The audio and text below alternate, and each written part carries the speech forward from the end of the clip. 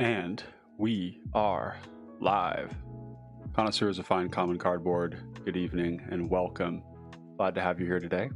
The stream will be beginning shortly. See you soon.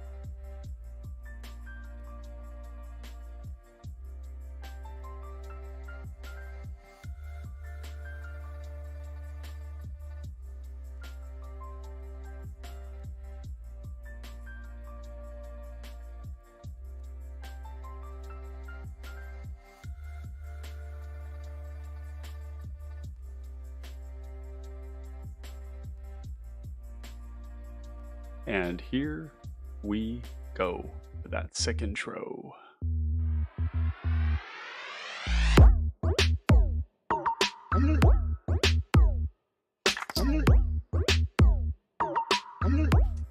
All right. Good evening, good morning to wherever you are in the world. Connoisseurs of fine common cardboard, welcome to today's live stream. I've got my buddy Derek here. Join me for another spicy brew sesh. Today with something you probably haven't considered for cPDH. If you have, you're bigger brain than I am, but this is going to be a blast. How you doing, Derek? Yeah.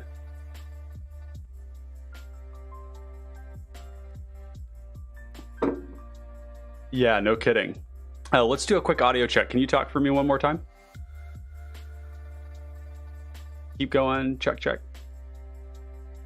We're going to do a quick fix here. One moment. All right, speak through me again. Yep, speaking. Okay, there we go. Yep. Yeah, no audio from you, so Discord audio device. Yeah, thank you, chat, for your patience. We're just going to do a quick fix here. Yeah, thank you, folks. I hear ya. We will. Can you hear me okay now? Is that better? That should be better. Chat, would you confirm that you can hear Derek? Yeah. Give me a quick thumbs up here. It should be working now. I'm seeing you coming through on the reads here. Golden Wonderful. Restoration to Relax says Golden Anthony Seb Restoration. Welcome. Glad to have you here. Thanks for showing up. Okay, so we'll start this over again. Chris Lively says, "Speak up, Sonny." So yeah. Derek, glad to have you on board today. How you doing, bud? I am doing great, and I'm glad that you were doing well too. I'm just getting into my Moxfield thing right now. I'm going to bring up my list to have it alongside what we're doing. Yeah, for sure. And if you could, as well as Far From Perfect, there's a lot of ideas there.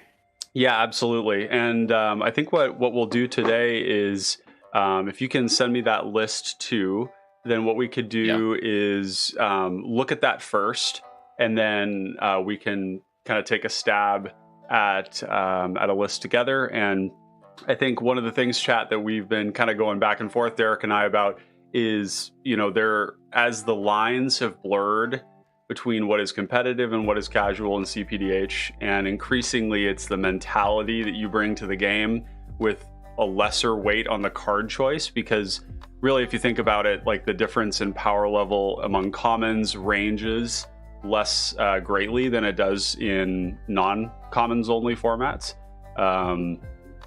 Oh yeah, so the link there, Derek, won't work. Unfortunately, you'll have to send it to me just because of the way that it doesn't click. Yeah, I know. Yeah, it doesn't. Where'd you like me to put it? One of the things I ought to just we'll just make you a mod one of these days and you'll be able to do it. But just send it to me in Discord. That'll work.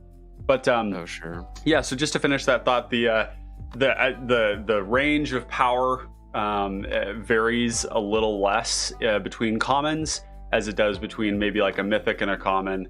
And in terms of like how splashy, how impactful they are, how powerful they are, their raw power level. And so I think what that's leading us to is this point where cPDH and casual are actually becoming closer and closer together as the format is diversified. And what that means is that cards that we may not have looked at with an eye towards competitive may actually have competitive chops. And I think this is a really good example of that, where there were a couple of people, there were peeps about it here and there, where people said, this makes a lot of mana.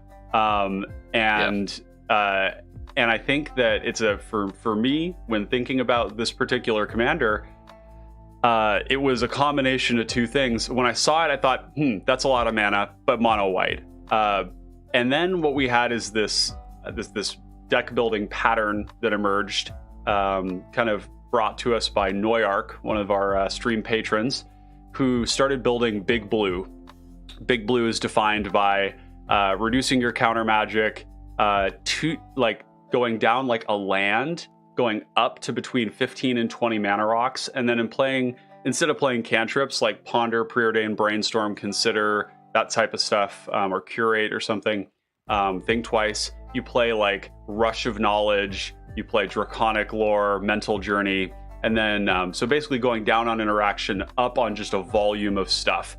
And one of the things that this deck that we're going to be working on is going to share with that is big mana. That's the fundamental thing that enables it.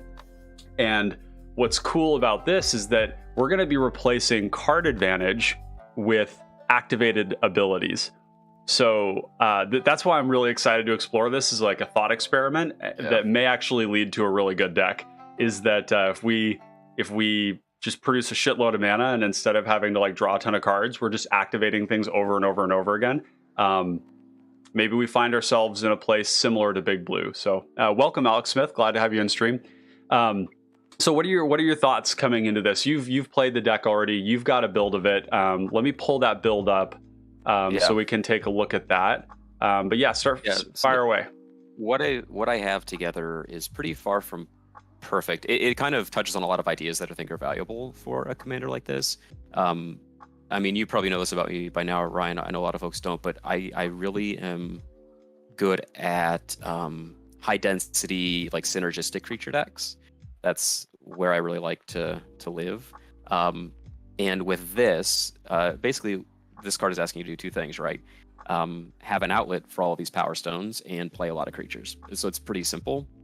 Are you able to pull it up okay? Yeah, that's right. I'm actually gonna bring up the I'm gonna turn on my camera here for you so you can see the live stream through Discord. Are you seeing that now? Yes, I can see. Okay, perfect. There we go. Cool. So so I'm pulling up the list now. I just realized I had to go follow you, so I didn't have you followed just yet. Gotcha. Yeah.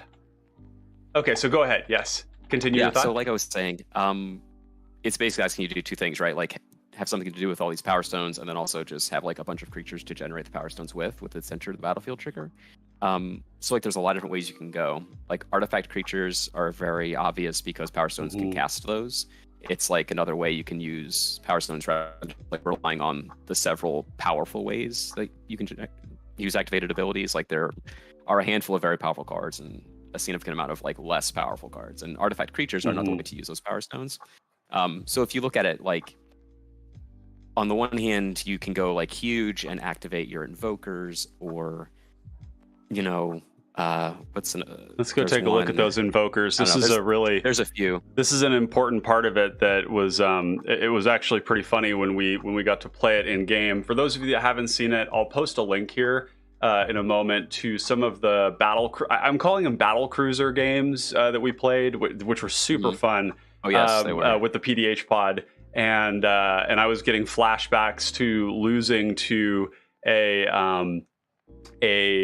it was a Bant Tron deck in Pauper during Rags to Riches, which was the largest, I think it was among the largest American 60-card Pauper events. And the card that I'm looking for here, it's Invoker.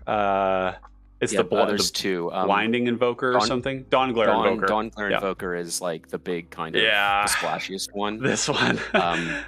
Yeah, this card was at the helm, not the helm, but it was like a one of that people. It was the linchpin in how I won the game that I played with this deck. It was, you produced like oodles of mana, and you Dawnglare Invokered until we couldn't touch you anymore, and we lost, and it's a powerful. It doesn't matter how dinky my creatures are. It doesn't, and that's kind of the funny thing was to see this play out in that deck, because two things came into play that were very similar to what you see in Tron. In 60-card Tron.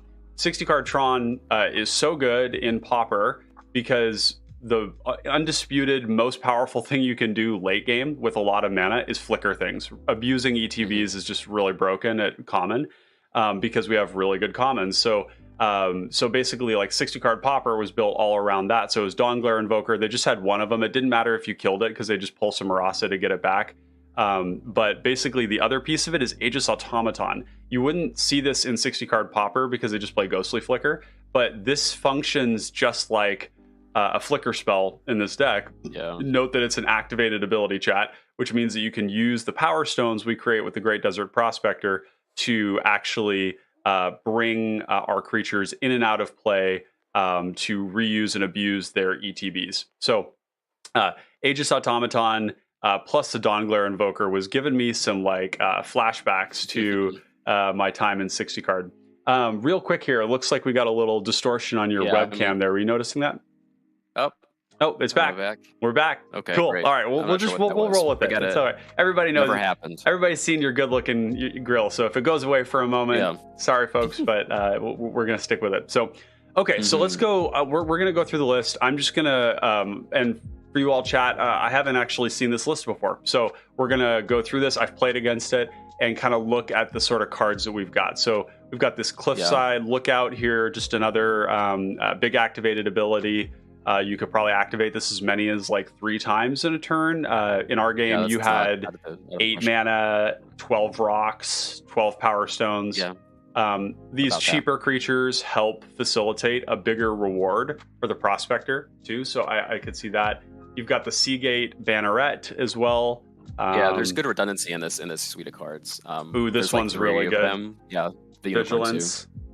That's great. So for Vigilance, we've got Thraben Inspector. This is kind of a classic, just like white value creature. I would say Thraben Inspector is close to staple in white decks, unless you're also in blue, because you can just draw better than Thraben. But when you don't have blue, being able to play one, it's basically like a 3 mana 1/2 that draws a card is one way to look at it. It's kind of like Seagate Oracle, but you don't have to have and you can use Power Stones to sacrifice the glue, so it's less burdensome to. That's really good. And being able to reuse that's a pretty powerful engine. So we've got Ambush Paratrooper here. One of my favorite cards from Brothers where this card's actually been pretty impressive for me in a number of decks. It's really good. And there's no white pip requirement on this too, which is great. We've got Bane's Invoker. This seems really powerful. The funny thing is you can target your opponent's stuff with this too. Up to 2 target creatures gain flying. So Right. you could, in certain circumstances, hold up a ton of mana to threaten to make your board really big. And when nobody attacks you, last person before you come around, they attack somebody else. You buff them up, give them flying, crank some damage on somebody. Cathar Commander, also close to staple for white. Spirited Companion, Airlift Chaplain. This Ardenvale Tactician, this was a card you had pointed out, saying this was a card that was had been really powerful for you here. In this deck, we're not able to reuse the ETB on this at all. What's your thought here? So it's kind of like a pet card of mine. Oh, we can return it to hand with Automaton. Yeah, and there's other things you can do, like because we're in artifacts, you have access to things like Ancestral Statue or whatever the 4 mana thing is that returns a thing. You can go like White Mane Lion. You can explore those effects as well. But Ardenvale Tactician's a really great card. I think that tapping down creatures is an underrated thing that less people are doing than should be. It's a great tempo play in like 95% of decks. Yeah.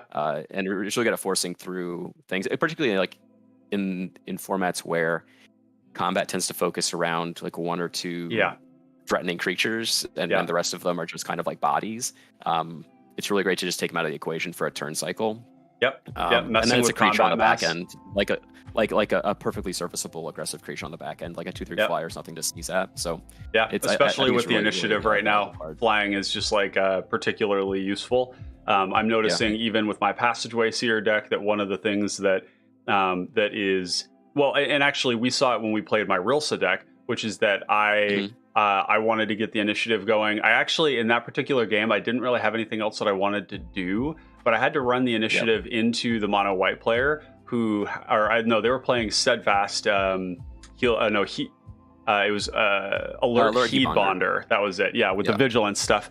And they had just said like some dirtily flyers on the field, and being able to peck away and basically repeatedly gain that initiative from me was something that was troublesome. And an initiative, not every deck is going to be built around it, but like a lot of decks play it, and a lot of decks should play it. So having cards like this that can peck in, so to speak. This one's not technically a bird, but come on, he's riding a bird. I mean, it's like a lion with a it's a griffin. It's a griffin, but like Okay, so we got Automated Librarian here. This is this is an interesting one. I like this card quite a bit, actually, particularly if we're going to end up more artifact focused. Like, you can cast it with your Power Stones, whatever. But in white, where you don't have a lot of like focus card draw, like being able to set up your draws that you do have, I think is really valuable. And it's a 3-power creature for 3 mana. Scrying 2 is actually pretty good. Yeah. It's very like low cost to utilize a card like that. For sure. There's another one that's similar to this. It's a Walrus that does the same thing, but it makes mana. Yeah. Do you have Bronze Walrus in here? Not yet. I was thinking about it today. In terms of like ramp packages, this deck doesn't have a lot of ramp because I am not a big mana rocks person. I just enjoy playing on curve. More as a personal preference. But if we're gonna like try and ramp out Prospector, we need to do it with creatures, not rocks. So I think Walrus is really good in that regard. Yep, absolutely. So we're gonna find this Power Stone here, the Prospector deck, and we're gonna import your stuff into the considering section, and then we're gonna start taking a stab at some of these cards. We've got Finhorn Brownie, welcome friend. We've got Burden of Guilt being recommended. Interesting. None of the removal spells that I've put in tapping in enchanted my deck, creature I care about at all. That's interesting. Yeah, so I mean it's interesting. It's something we can use our mana on. Although boy, it just struck me, if there was another card like Protective Sphere, for example, we can't really abuse with the Power Stone. But if we had something that was like a colorless costed activated ability that was on a permanent that wasn't a creature, that we could just like sink crazy mana into. Chat, if you'd like take a quick chance gander on Scryfall and see if you could find some white permanent based stuff, because Burden of Guilt doesn't fit in the deck because it just like I think it's a one and done kind of thing. Yeah, right. We're just it's just one and done. And then it's a removal spell that we have to pay 1 for every turn. But the concept, I think, of like what would be sweet is if there was one that was like 3 mana, tap down a creature. Something like Flood or something of that nature. So we can do a quick look for that. I don't know how to look for activated abilities, but let's say type.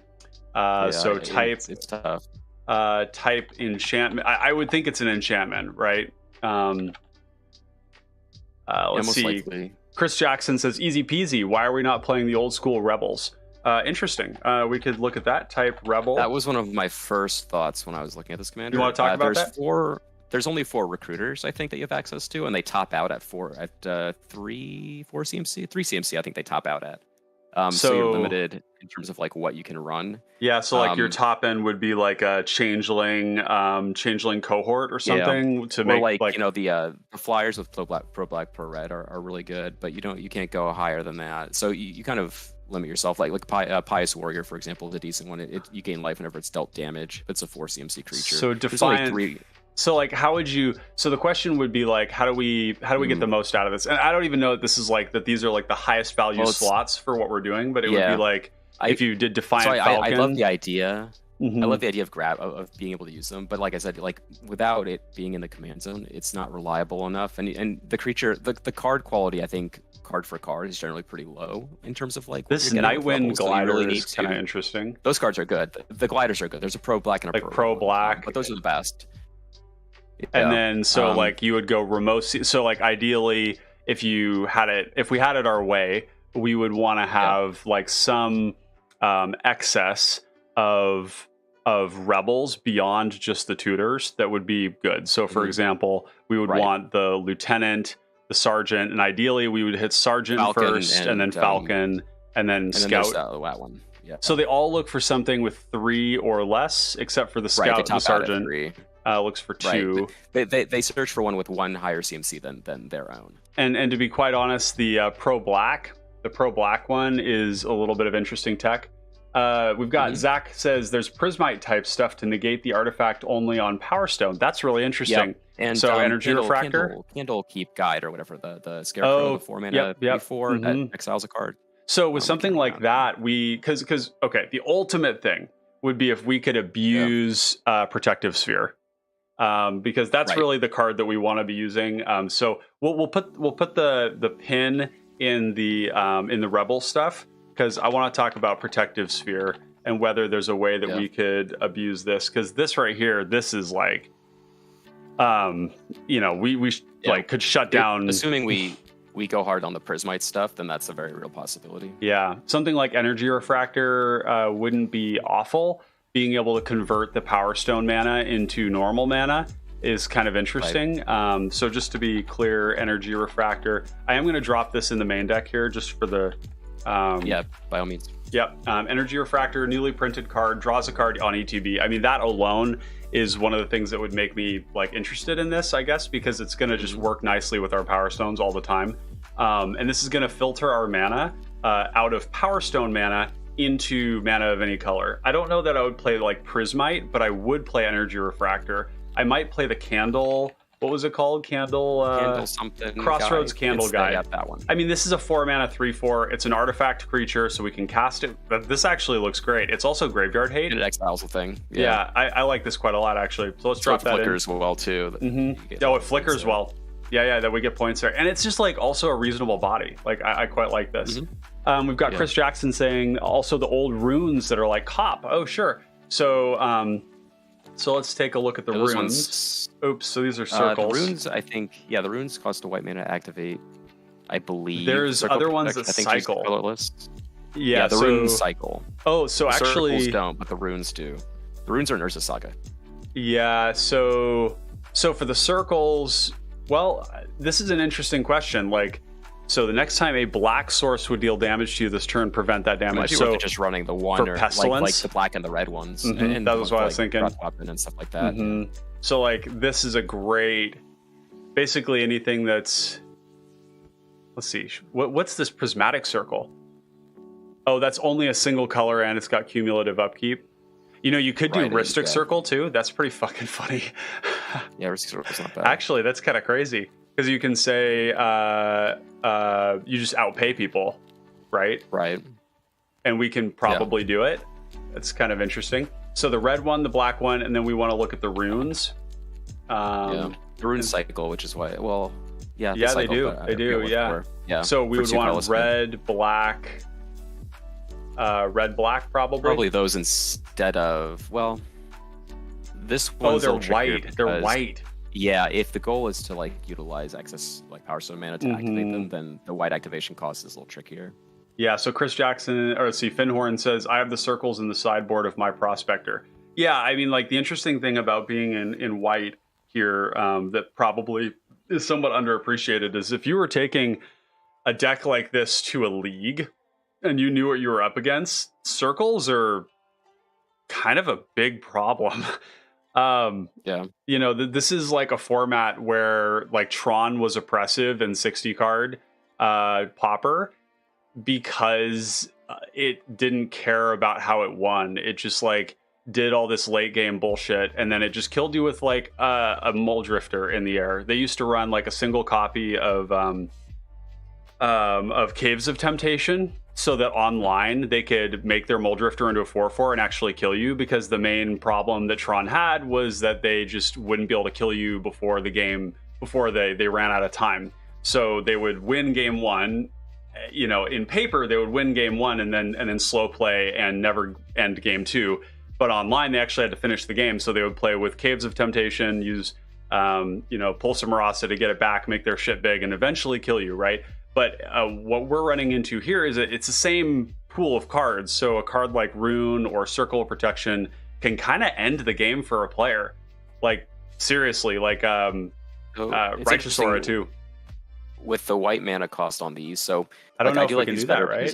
because you can cycle them if you don't need them against. That's like true. if you aren't in a pod with anything threatening a black or red, you can cycle them away. But They're hard to abuse. I don't think the white cost. I don't think the white cost is necessarily that bad, because if we engineer the deck to where we're using our Power Stones more to gain tempo on artifact creatures and activations, then we'll have white mana available to activate it. Does that make sense? Yeah, I guess like I'm a little worried about just a little worried about it taxing our white mana, but maybe it's not that big of a deal. Like, generally speaking, this isn't about like we're okay. Think about it this way: we're not generally concerned about turning off damage from every black source.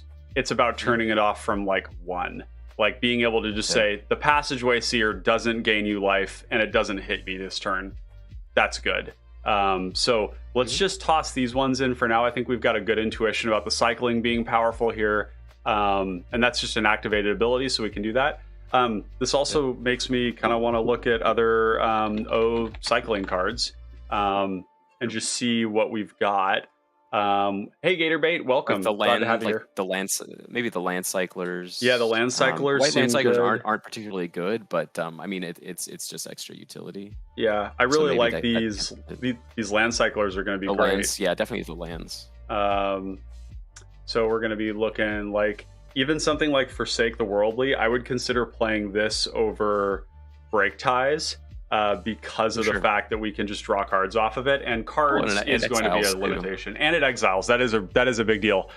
Being able to exile a Aegis Automaton is actually kind of a big deal. In like the Rocco decks, in this deck, you can get Aegis Automaton back with, and this is one of the other things we're going to explore. And I didn't put this in the description, but like one of the other ways that people have been identifying for white that you get card advantage is just by regrowing your creatures with like Disciple of the Sun or with Pilgrim of Ages. Pillar Drop Rescuer. Pillar Drop Rescuer. That's it. Yep. And then with this in particular, Custody Squire, Sanctum Gargoyle, and Sanctum Gargoyle is great. It's an artifact you can cast with your Power Stones. Yep. Okay, so that's good. We've got something like, is there Gilded Light never makes its way into any decks, but I think it's too cute. Yeah, it's just too cute. Yeah.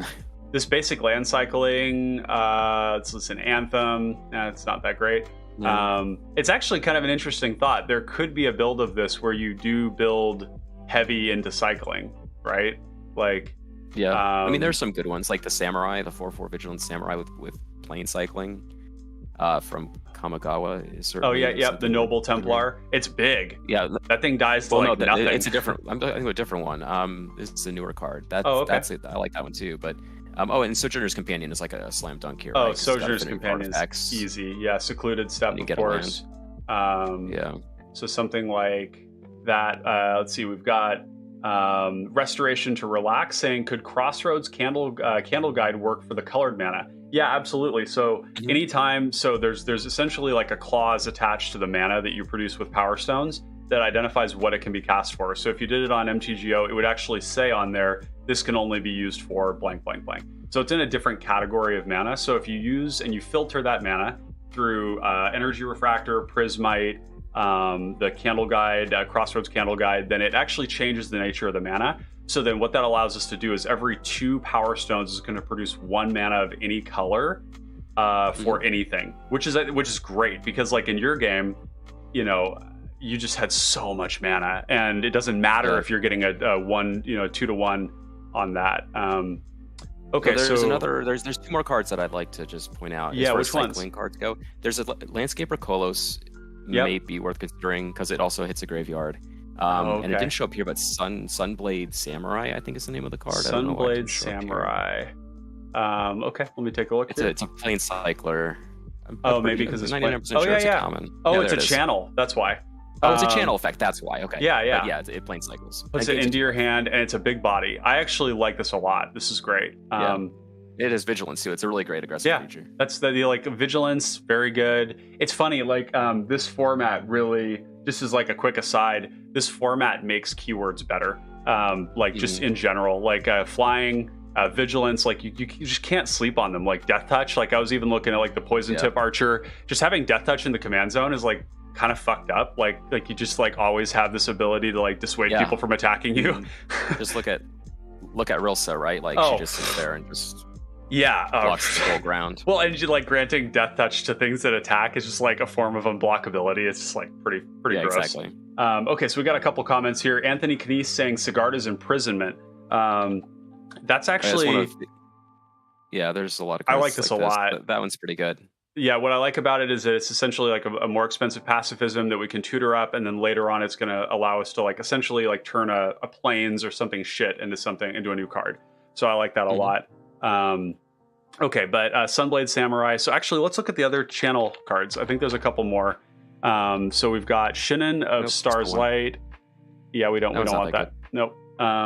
Okay, so there's a good one. We've got chat's just going the fuck off. Thank you guys. I'll say this before we go any further. There's like a couple keywords or like concepts that which keywords are really easy to build around. So like Convoke, I think, is very powerful if we're going to be playing a lot of creatures anyway. Basically, the way that I approach it is if you're not using the Power Stones to activate big abilities, you can use them to gain a lot of tempo, like multi-spelling, multiple spells a turn.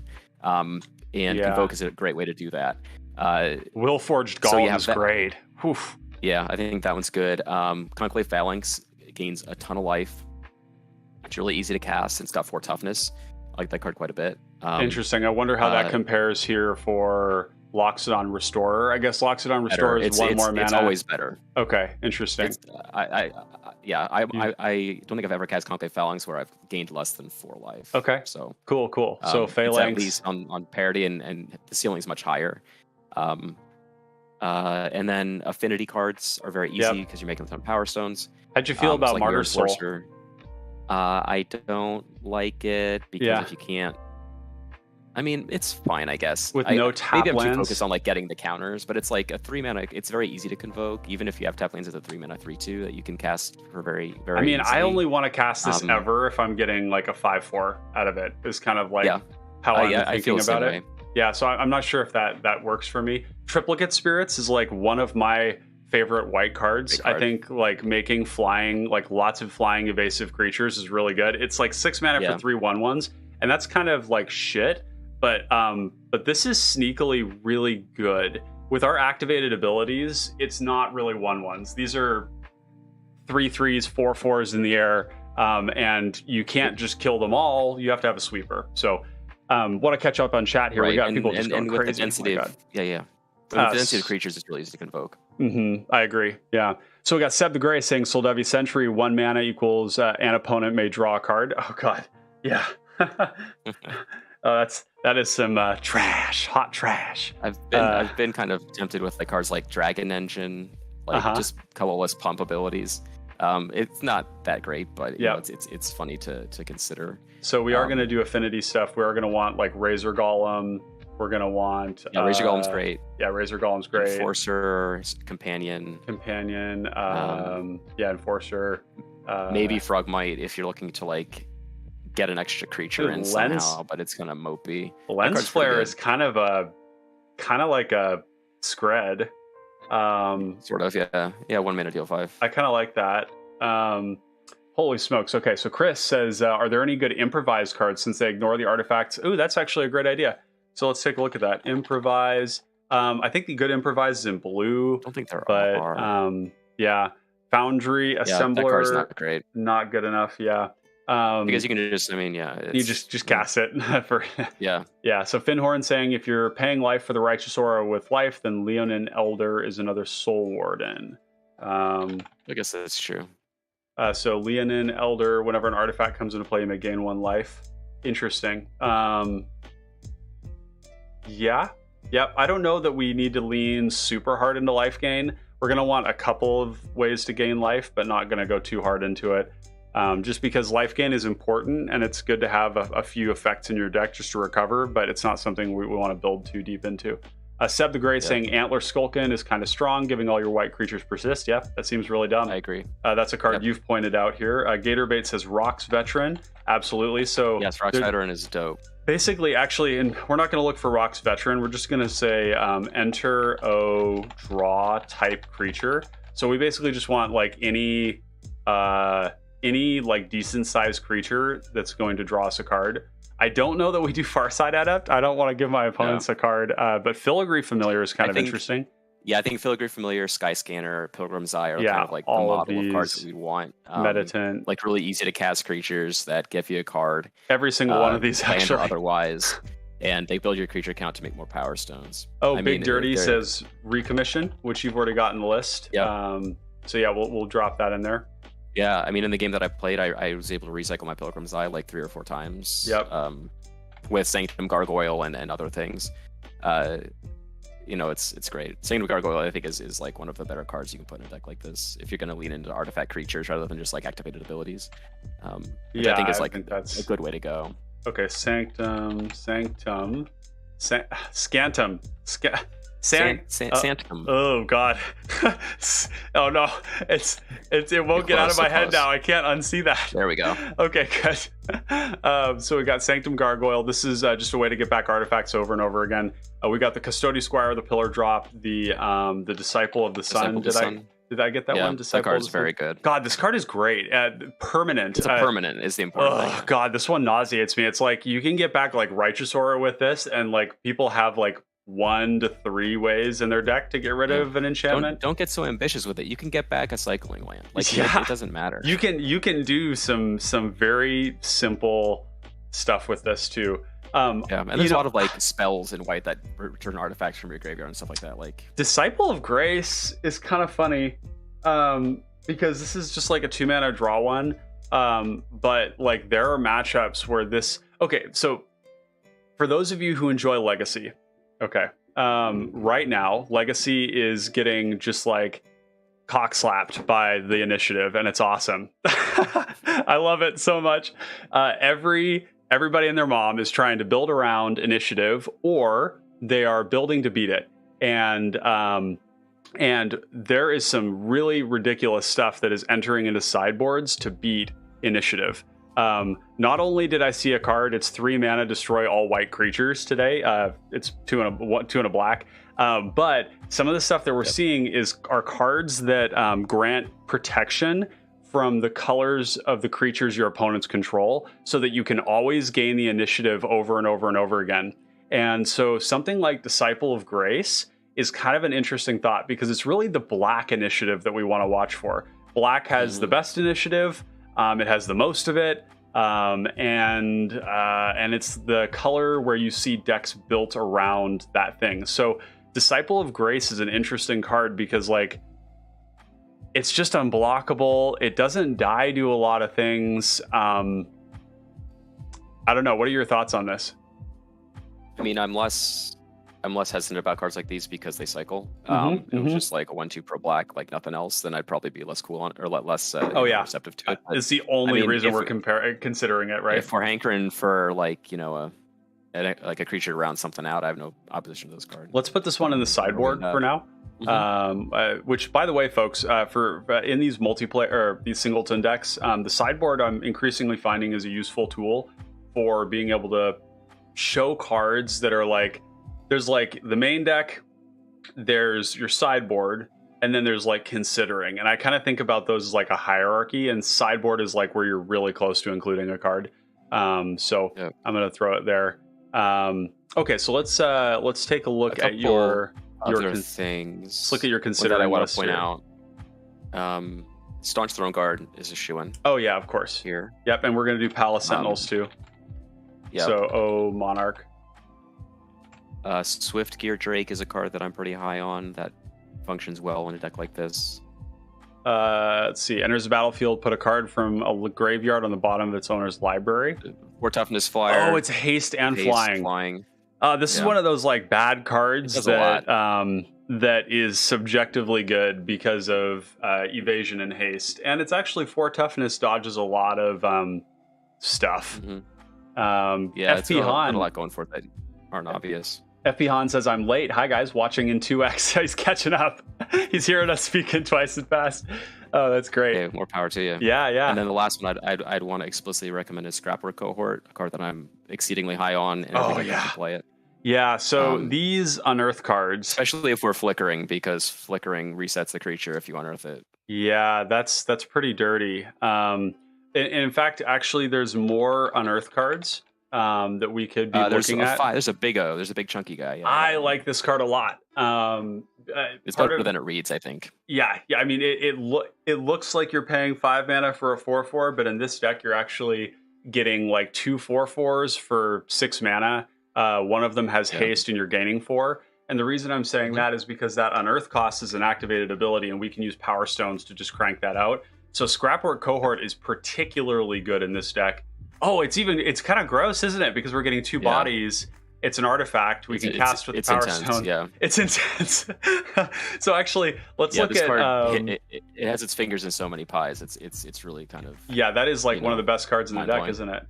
The other one that immediately comes to mind too is Search. I think it's like Searchlight Companion or something like that. It's cards, a 1/1 flyer for 3 that makes a spirit token when it enters. Searchlight Companion. I think that card is quite good here too. Yeah, like I said, like these 3 mana 1/1 flyers like Pilgrim's Eye, Sky Scanner, like that. That's I think the model of the thing that we want to like set up our prospector. So let's take a quick look here at our considering section. How many of these are artifacts? 1, 2. I think this list does not have as many as I would like to run, if I'm being honest. 7, 8, 9, 10. So okay, so what in what world would Golem Foundry be good? Because like Golem Foundry is a really, really good card that if we were to lean harder into artifacts, we're like, and it's a lot more reasonable if we're going to prioritize artifacts. Yeah, I think so. Yeah, I'm going to throw that in there. I think that's really good. We've got Big Dirty saying Frantic Salvage, Mine Extraction, Mine Excavation. Sorry if you've already added them. Yeah, a lot of these I'm late at the party. Cards. Awesome. No, those are great recommendations, Big Dirty. Yeah, we haven't touched into those really yet. So Frantic Salvage. This card was also a combo card for a long time, right? They use this for. I'm trying to remember the combos that were involved. It was like Chromatic Star stuff, where if you could like make them free, then you could like stack them on top and just continually loop through it. Yeah, I think it's with this card's interesting. Oh, it's it's a Cheerios deck, and it's with the white creature that returns a card with CMC 1 or less to the battlefield. Lean In Squire. Yeah, something like that. Yeah, I think this was a card that was kind of similar. So Frantic Salvage, I think, is a little overcosted. I think so. For what I'd want. There is a card from Alliances called Reinforcements, where it's a 1 mana instant that puts up to 3 creatures from graveyard on top of your library. So the floor on it is that it's a reclaim, which isn't bad. But then like we can go further if we have like cantrips like Spirited Companion to draw another card off the top of our deck to get 2 cards. You know, like there are ways you can scale it to what you have. Or getting like a Custodian Squire back. Yeah, and I mean, you put in all the cantrip creatures. I'd also put in Rafine's Informant because it connives, and discarding cards to your graveyard is, if we're utilizing our graveyard this much, it's that much more powerful. Oh, for sure. Yeah, and we can bring this back over and over. Or something that we want to recur, yeah. I think I also like Rafine's Informant because there are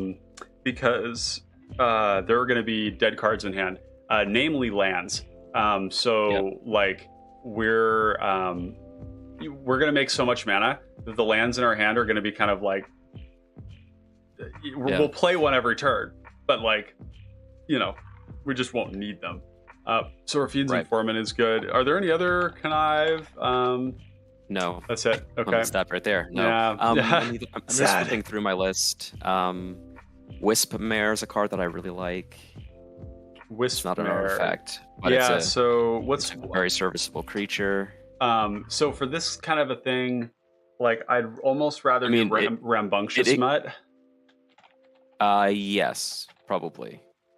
It's not instant speed, but it's something we can reuse over and over. It also I mean, yes and no. With Rambunctious Mutt, you can't find it off of like a Militia Bugler, and you can't reanimate it with Recommission or your 3-mana recursion spells. So then, whereas Wisp Mare you can. Are there any other? Like if you're looking for artifact removal, and I don't think there's any artifacts that do it. There's the Cleric. Dawnbringer Cleric is Dispeller's Capsule. Oh yes, yeah, the capsule. Does this? Oh, artifact or enchantment. This is great. And it's got an activated ability that we can. I like this. Yeah. That just sits out there. We could also do Seal of Cleansing. It's not an artifact, but we could consider this. It's a little more efficient on the front half, but it's also. I honestly think I'd rather play Wisp Mare than Seal of Cleansing. Yeah, I guess my main thing is I don't want to just do like a dedicated enchantment destruction. I kind of like to have the flexibility of being able to do both.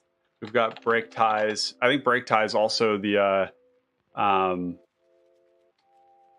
this is like a card that you almost always want to put in a deck. But we'll have to see whether it kind of makes the cut. There's a couple that we don't have here just yet, which we're just going to add. Yeah, I'm just going to go through my list and see what we missed. Airlift Chaplain is one that I don't know if we have. Did I put in Staunch Throne Guard? I did, yep.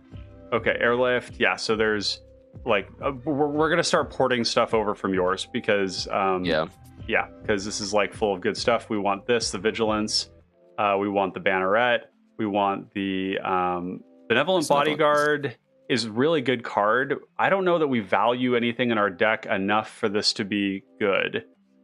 Like, well, it's like it's like a protection spell, but it gives you a creature for your it's on board. Yeah, okay. I'm sold. It's a deterrent a lot of the time. Argavian Phalanx is great for this deck. Yeah, there's cards that have their cost reduced by certain things. There's a Chimera that has its cost reduced. A 3/3 flyer that has its cost go down by 1 for each devotion to white you have. So it's the 2-mana 3/3 flyer. Do we have both? We don't have Mirror Enforcer in yet, I don't think. Oh no, we did. Yeah, we did. Yeah. There's another creature that was just printed recently, like Phalanx, that says Power Stones.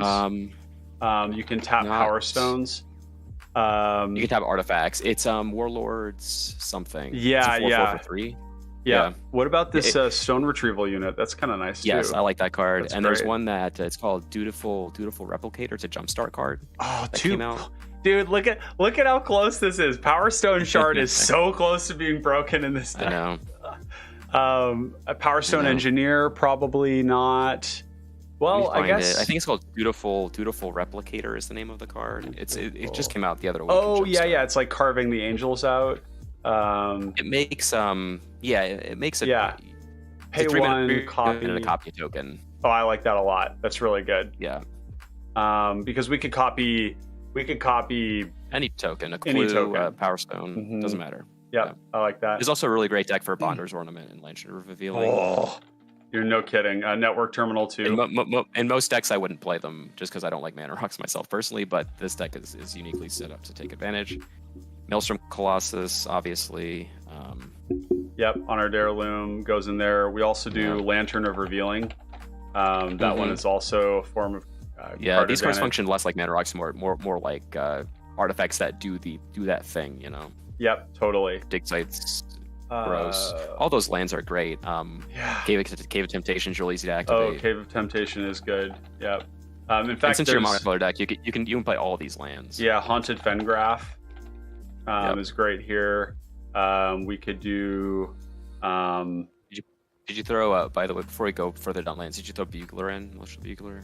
No. Okay, yeah. So I got a little. I'm not sure what our count is for hits. Yeah, I know. I'm not sure what our number of hits are for Bugler. Okay, so for Bugler, we're hitting only 2 or less.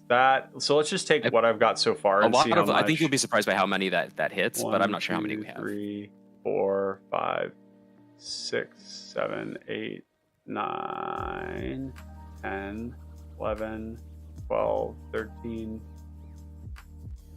14, 15. It hits both our 16. monarch creatures. Yep. 17. Yeah, that's enough for me. I think it's definitely worth playing with that many. Oh yeah, for sure. We're looking at like 25. That's plenty. Yeah, if we're looking easy. 4 deep, that's easy main board. So let's do Airlift Captain. Also, I think this one's gonna hit stuff all the time. I like this card a lot. Yep. Spirited Companion. We already have that. Yep. Like trips. Yeah. We don't have Cathar Commando in yet. We do not have Bane's Invoker in yet. We do not have Air Ambush Paratrooper. We don't have Aegis Automaton. Because we haven't really gone into this stuff yet. Yeah. And you have Study Pilgrim's Hall, Opal Palace, Crystal Grotto's great here. Ben Graff, we've already got Path of Ancestry. Is it a human? It is. Human Artificer. Yeah. Yeah, we're definitely playing that. And then let's just move all these into the main board. Okay. So we've got Daybreak. This is great. This is going to be a 2-mana flyer. Yeah. That one, like, I could see us cutting that one if there was just like, if it was me too. better stuff. It's just like a generic attacky creature. Rock's Veteran, I want to make sure we throw in because it's busted. Oh, this is nice. Whenever it attacks another creature without flying. I really like these effects. It's also protection. So I'm open to considering this. We'll do sideboard for that one. Pilgrim's Eye. This is an artifact. This is great. Okay. Yep. There's another one. Pilgrim of the Ages is another one that we can actually activate with our Power Stones to return it from our graveyard. I like Pilgrim of the Ages here. Oh, Goliath Paladin. We don't have that yet. And then let's see. Some of the more other Convoke creatures. Pegasus Guardian is great. Zach saying, are there any good cards that say whenever an artifact enters? Well, let's take a quick look. Artifact enters whenever. Let's see. Phalanx Vanguard's probably the most intriguing to me, but it's not great. Yeah, it's not great. We've got the Battered Golem, but we're not doing anything with that. So it doesn't look like there is anything that we would really want to play. Glinthawk Idol doesn't really help us very much. Speaking of which, Glinthawk, yeah. Right. Like there's all those like White Mane Lion cards that are very powerful here. Yeah, Core Skyfisher also. Yep, all those things. Classic. Do we want? We're playing a lot of good ETBs, so like this stuff is great to have in high density. Let's see. And honestly, it's like this high density of creatures and this redundancy of effects, like we don't need to play a ton of protection spells because so many of our pieces are interchangeable, and I think that's a very powerful place to be. I agree. I fully agree with that. Strands is like so good. Insane. Yeah, I think this is like a really, and even Marshalling Cry, actually, I think this is a great card. Oh, it's got cycling too. This is great. So and flashback, this card is like super underplayed. I really wanted to play this more in 60 card, but the trouble is that Rally the Peasants was just like so much harder hitting, and really like what that deck, the Boros Bully deck always wanted to do was kill people with the Rally. And so if you've got Marshalling Cry instead of Rally, it kind of sucks, but the Vigilance is sneakily good with Prismatic Strands. But this card is also just like draw a card on the front half, play it again from your graveyard. You know, it's powerful. Yeah, I mean, as I'm sure you know, playing against Lobbert and his Heatbinder deck is that Vigilance is like the most underrated thing in the world. It's very good. Super powerful. Yeah, absolutely. So let's go back to your considering section here because there's a lot of really good stuff here that we want. Did we put the Razor Golem in? Razor Golem I like a lot.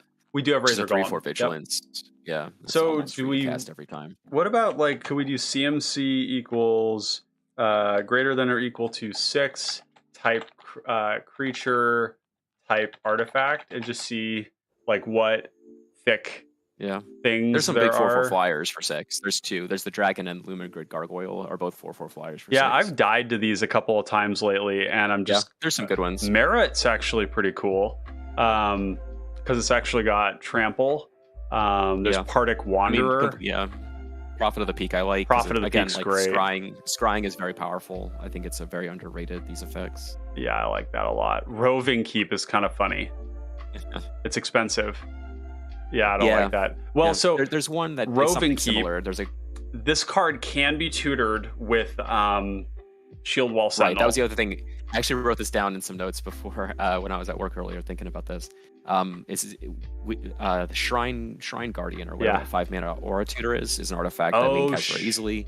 Yeah, and Shield Wall Sentinel Shrine Steward is another thing that we can build a package around if we want to. Okay, and we also have to make room for Heliod's Pilgrim. So let me just write this down. We've got Pilgrim. We've got the Shield Wall Sentinel. Just so we don't forget these. And then you were saying the other one was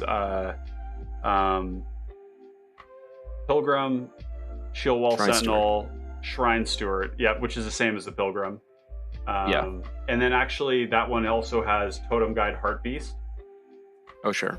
And I really like playing these cards because they're always going to draw us a card. If we build a sufficiently large array of different tutor targets for it, they're always going to draw us a card. And the fact that we can reuse them, if we get good enough coverage with their with things that they can look for, and that means like that they have like a removal spell, a some sort of like a disenchant of some sort, or maybe it would be like Bound in Gold, or it's like something functional. Yeah, something functional like an aura, right? That we can use and abuse is going to be like really I think something that might fly under the radar for people is Coastal Bulwark. Coastal Bulwark. That one's Surveils. Blue card. No, it Surveils. Yeah, that's really funny. I think this is like one of those things where you might get like a brainworm about this being a blue card because it's got water in it, but it doesn't. And it references islands in the text, but it doesn't have a mana symbol, so it's not a blue. It's not a blue. Surveil 1. Much like scrying, it's something that sets up your draws. It's easy to do on your upkeep. We can get it with Defender. Okay, so let's put this. Any other package for it, then I think it's worth including. But if we don't end up going that route, then you know what we've got to put in here? Yeah, my favorite Defender. Oh yeah. Oh, my favorite Defender. Oh, this is great. There's also Candle Trap, which is actually quite good here because we can tutor for this, and then the mana cost is easy. And I think something that's great about these cards is like we're not drawing high volumes of cards, but we're getting so much card advantage in other ways that it doesn't matter. Yeah, I mean it's wild. You can just do so much, like and particularly considering the tempo of casting artifact creatures, like I said before, like casting multiple spells a turn, very very easily, just puts you so far ahead. It's really easy to leverage that. What about the Skyclave? That comes in as a 4/5. Oh, it's not very good. 4/5 for 7. For 7. That's not very good. Yeah, we've got better things we can do with our slots. This is kind of Oh, it requires tap. Never mind. There was a period of time where I tried to make that work in a Sicarian Infiltrator build, but which one? Oh, this. Well, I've forgotten Ferris. Yeah. Oh yeah. Yep. It's a fun one, but oh, this is kind of interesting. Warded battlements is like. I like it, but I don't think it's going to come down to like. I'm going to stutter a lot as I work through it in my brain, but the short answer I think is no. Yeah. Because we have so many ways to buff the power and toughness of our creatures to like do those alpha strikes, it's not. This isn't going to matter. Yeah, I agree. Yeah. Yeah. So we got a couple of questions I want to get to. Seb says you can also tutor for the replicator. How do we do that? Dutiful? Saying with self-assembler. Oh no, there's the 3. There's it's a 5 assembly worker. Assembly workers, yes. Yeah, I actually thought about that earlier too. That's a good catch. That's a really good catch. It tutors up a bunch of these things, and there's the new ones. Oh wow! So we want self-assembler too. Wow. I don't know that. Let's see. So these are all activated abilities? Well, these. Look at the power plant worker. Power plant. Yeah, that one's That's a 5 mana 4/4. You pay 3 to give it +2/+2. If you control creatures with the other names, it gets counters. So you're probably never going to assemble Exodia on this, but like, that one's interesting. I didn't catch that dutiful replicator was an assembly worker, but yeah, that's a good call. I don't think tower prototype is right. Well, tower worker is interesting It's a mana rock. It's a a mana rock. Mana rock. That's It's pretty good. creature. I actually like that card. It's an artifact. Like I said, you know, if we're going to be ramping out Prospector, we want cards like this to do it. So yeah, okay. So I'm sold on Power Plant Worker. This actually, the Power Plant Worker is gas.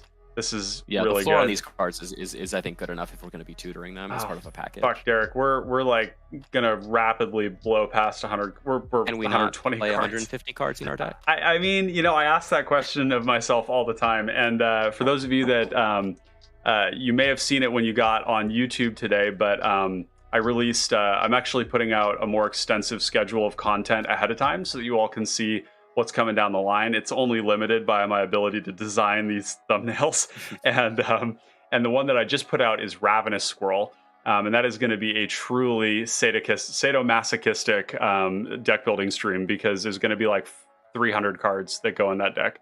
But so it's not as bad as that, but this one is deeper than I thought it would be.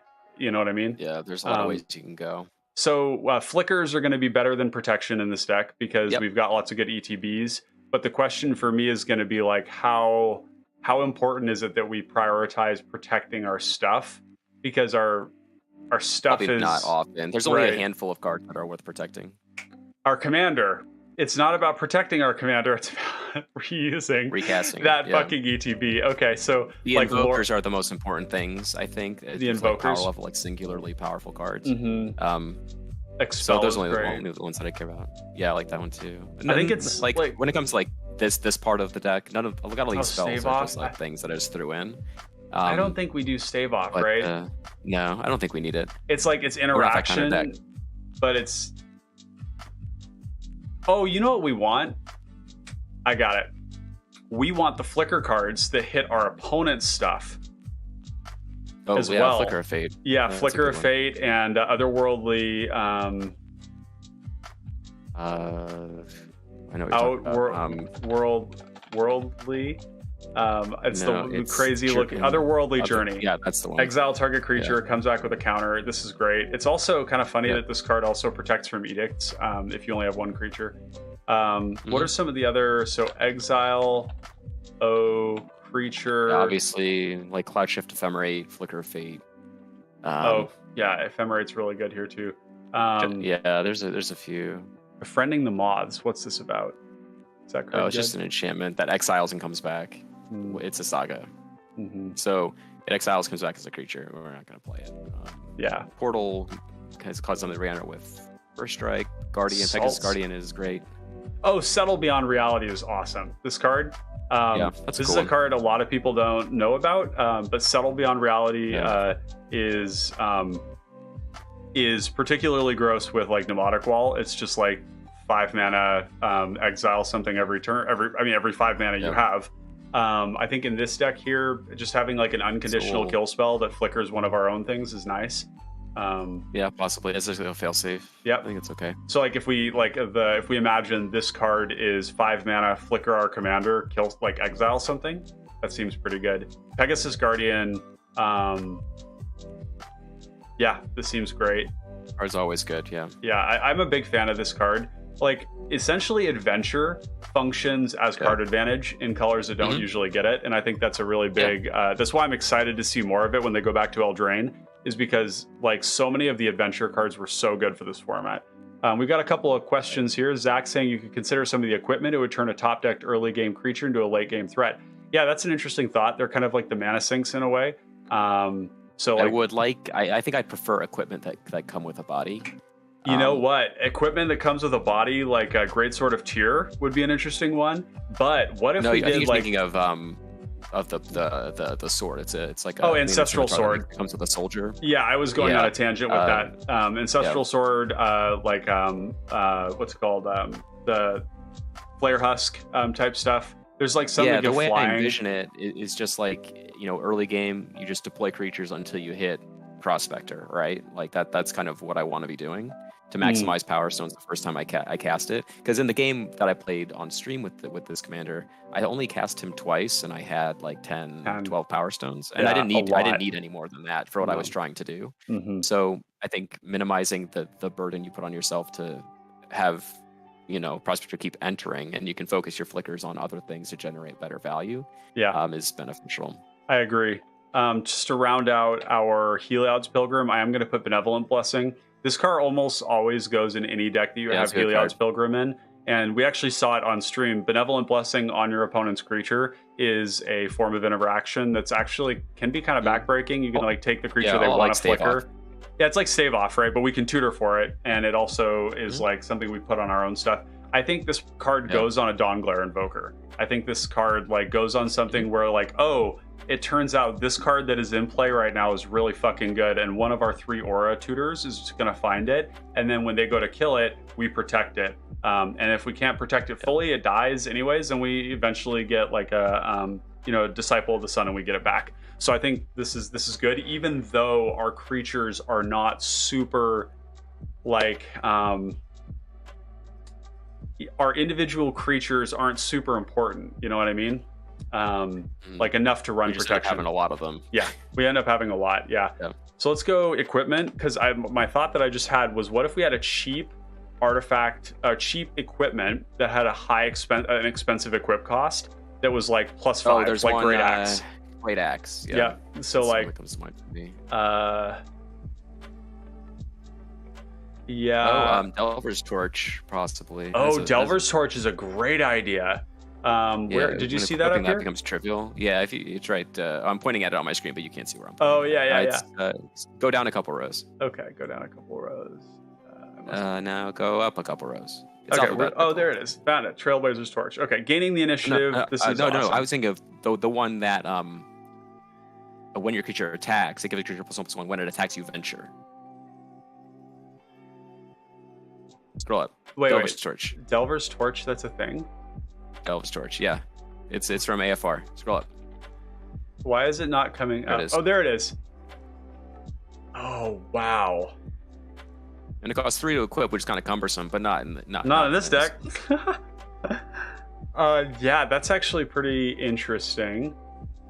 Because even if you're not good to like going through the Undercity, like even going through like Mines of Phandelver or something like that, like scrying, drawing a card, those sorts of trivial things are great ways to keep the train rolling. So we got Seb the Grey saying, I brewed an Archfiend's Vessel deck with the Dutiful Replicator and Assembly Worker fetch synergy to make 5/5 Demon Flyers. That's pretty lit. I actually played a lot of Archfiend's Vessel in Historic. When I was during COVID, I happened to be playing some online stuff. I don't like it very much, but I was playing the a lot of like Rakdos stuff with the what is it called, Dreadhorde Arcanist, and doing stuff there. So God, that would be such a cool downshift, by the way. Gen Shooting Star. I like the idea. I do like Flare Husk and Ancestral Blade. I don't know if Flare Husk does enough for us, right? Like, it probably doesn't. I think Blade is better because it makes it things a 2/2 rather than a 1/1. But it's a 1-mana 1/1. It's an artifact. Isn't there one of these that flies as well, like the skin thinner or something? Skin Wing. Skin Wing. Yeah, I like that. Yeah. Okay, but also the living weapon equipments are very expensive to equip, so that kind of hits that mark for you. Yeah, Great Axe is like kind of a banner card there. I thought it was +5/+0. I was wrong. It's +4. Goggles is kind of funny. We have an Artificer, but it's not. Oh, we sure. It's not good. Yeah, I know. Whisper Silk Cloak. Oh yeah.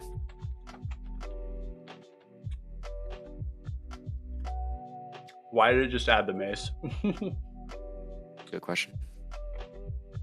Okay, I don't know what just happened there, but we'll get to it at the bottom. We'll scroll on the whole thing. We'll find Whisper Silk Cloak anyway. Oh my god! I just chose to put a ginger chew in my mouth, and I can't talk now. Oh, there's I promise I've done this before. Those are the two that they equip for a ton. So it's +2/+2 flying for that, and the other one's just +2/+2, but brings a creature. I like that. I like both of those. Trailblazer's Torch was the one that I thought you were talking about. This is great in this deck. Viridian Longbow, not as exciting. Mm, Yeah, I don't think there's much else. Cloak. I don't even know that Cloak, like... I like that I it's don't think cloak's unblockable. necessary, if I'm being honest. Yeah. I like that we can pay multiple times for the equip cost if we really want to have True. unblockability, right? Yeah, I mean, it's just like, what are we trying to force through, though? Like, I'm thinking Maelstrom initiative. Colossus and that's it. Yeah, we do okay. have some big creatures that if we put Shroud on them, they're just like... But I also think it's easy to build out to the point where, like, we have enough flyers or evasive creatures that it doesn't matter. Ranger's Hawk might be something worth considering, too, as a venture piece. Oh, I love That's that. another activated ability. That's great. Yeah, I like that a lot. It comes down early to get those power stones on the first Prospector cast and all that, so another thing that gets you going. Oh boy, 131 cards. We are going deep. I think Delver's Torch is probably... Well, okay, how good is that? Like, what do Probably we not like? that great. I think it's between that and like Ranger's Hawk. I probably wouldn't play both. So Scry 1. Minds of Delver's probably the best, like, of those three. No, it's not that good. It's not outstanding, but it's something like, if you don't have your initiative stuff, it just accumulates some value, and it's a cheap creature. Dungeon of the Mad Mage, you would have to attack 1, 2, 3, 4 times to scry 3, which is really all we care about. It's like some form of card advantage, and then like have to hit 1, 2, 3, 5 times to exile cards off the top. I don't know. I think that one's one of going those to be... things. Like, I think Ranger's Hawk being able to come down early and just like get you through Lost Mines of Phandelver, for example. You scry one here, you draw a card there, you make a treasure. Like, it's like little things, but you know, it's not bad, and the card is cheap enough that there's not a lot of opportunity cost to playing it. And you've got tons of things to tap alongside of it to activate it as well, so it's very easy to do. That makes sense. Okay, so let's start organizing these cards so we can start Would seeing it be blasphemous to say Mm-hmm. that all of these tutor packages might be too cumbersome and we should probably just not do them? Yeah, there's a part of me that wonders, like, based on our game plan, like, what do we need? And like, how reactive do we want to be? Value on their own is what we need. Yeah, no, I think that's reasonable. The fact that we can like bring things in and out of play makes me want to have them, because it's just so powerful to be able to reuse a tutor effect. As long as we have lots of things we can hit. The question is, are we going to have enough space in the deck to have a deep enough, like, package? And my intuition says no. I agree. Could probably get Benevolent Bodyguard. Yep, Benevolent Bodyguard can go. Okay, so for draw, so we'll put Thraben Inspector in here. Ranger's Hawk is kind of... I think it's better than you might think. Yeah, I think this card is great. The 1/1 flying just coming down early, helping us turn on Prospector. Okay, cool. So that's good. And then we're going to go find the other draw cards here. We've got Seb saying, what about Leonin Bolda? I don't think we want Leonin Bolda. No. We said... In fact, I don't think we want Power Stone Engineer either. That card has not really impressed me very much. Nope. Yep, it has to die to do the thing that we care about. It has to die. If it entered, I'd be singing a much different tune. What about Informant? Discard a card. It's great. I wouldn't cut it. I think we have a lot of so many graveyard synergies that it's just another way to get extra value.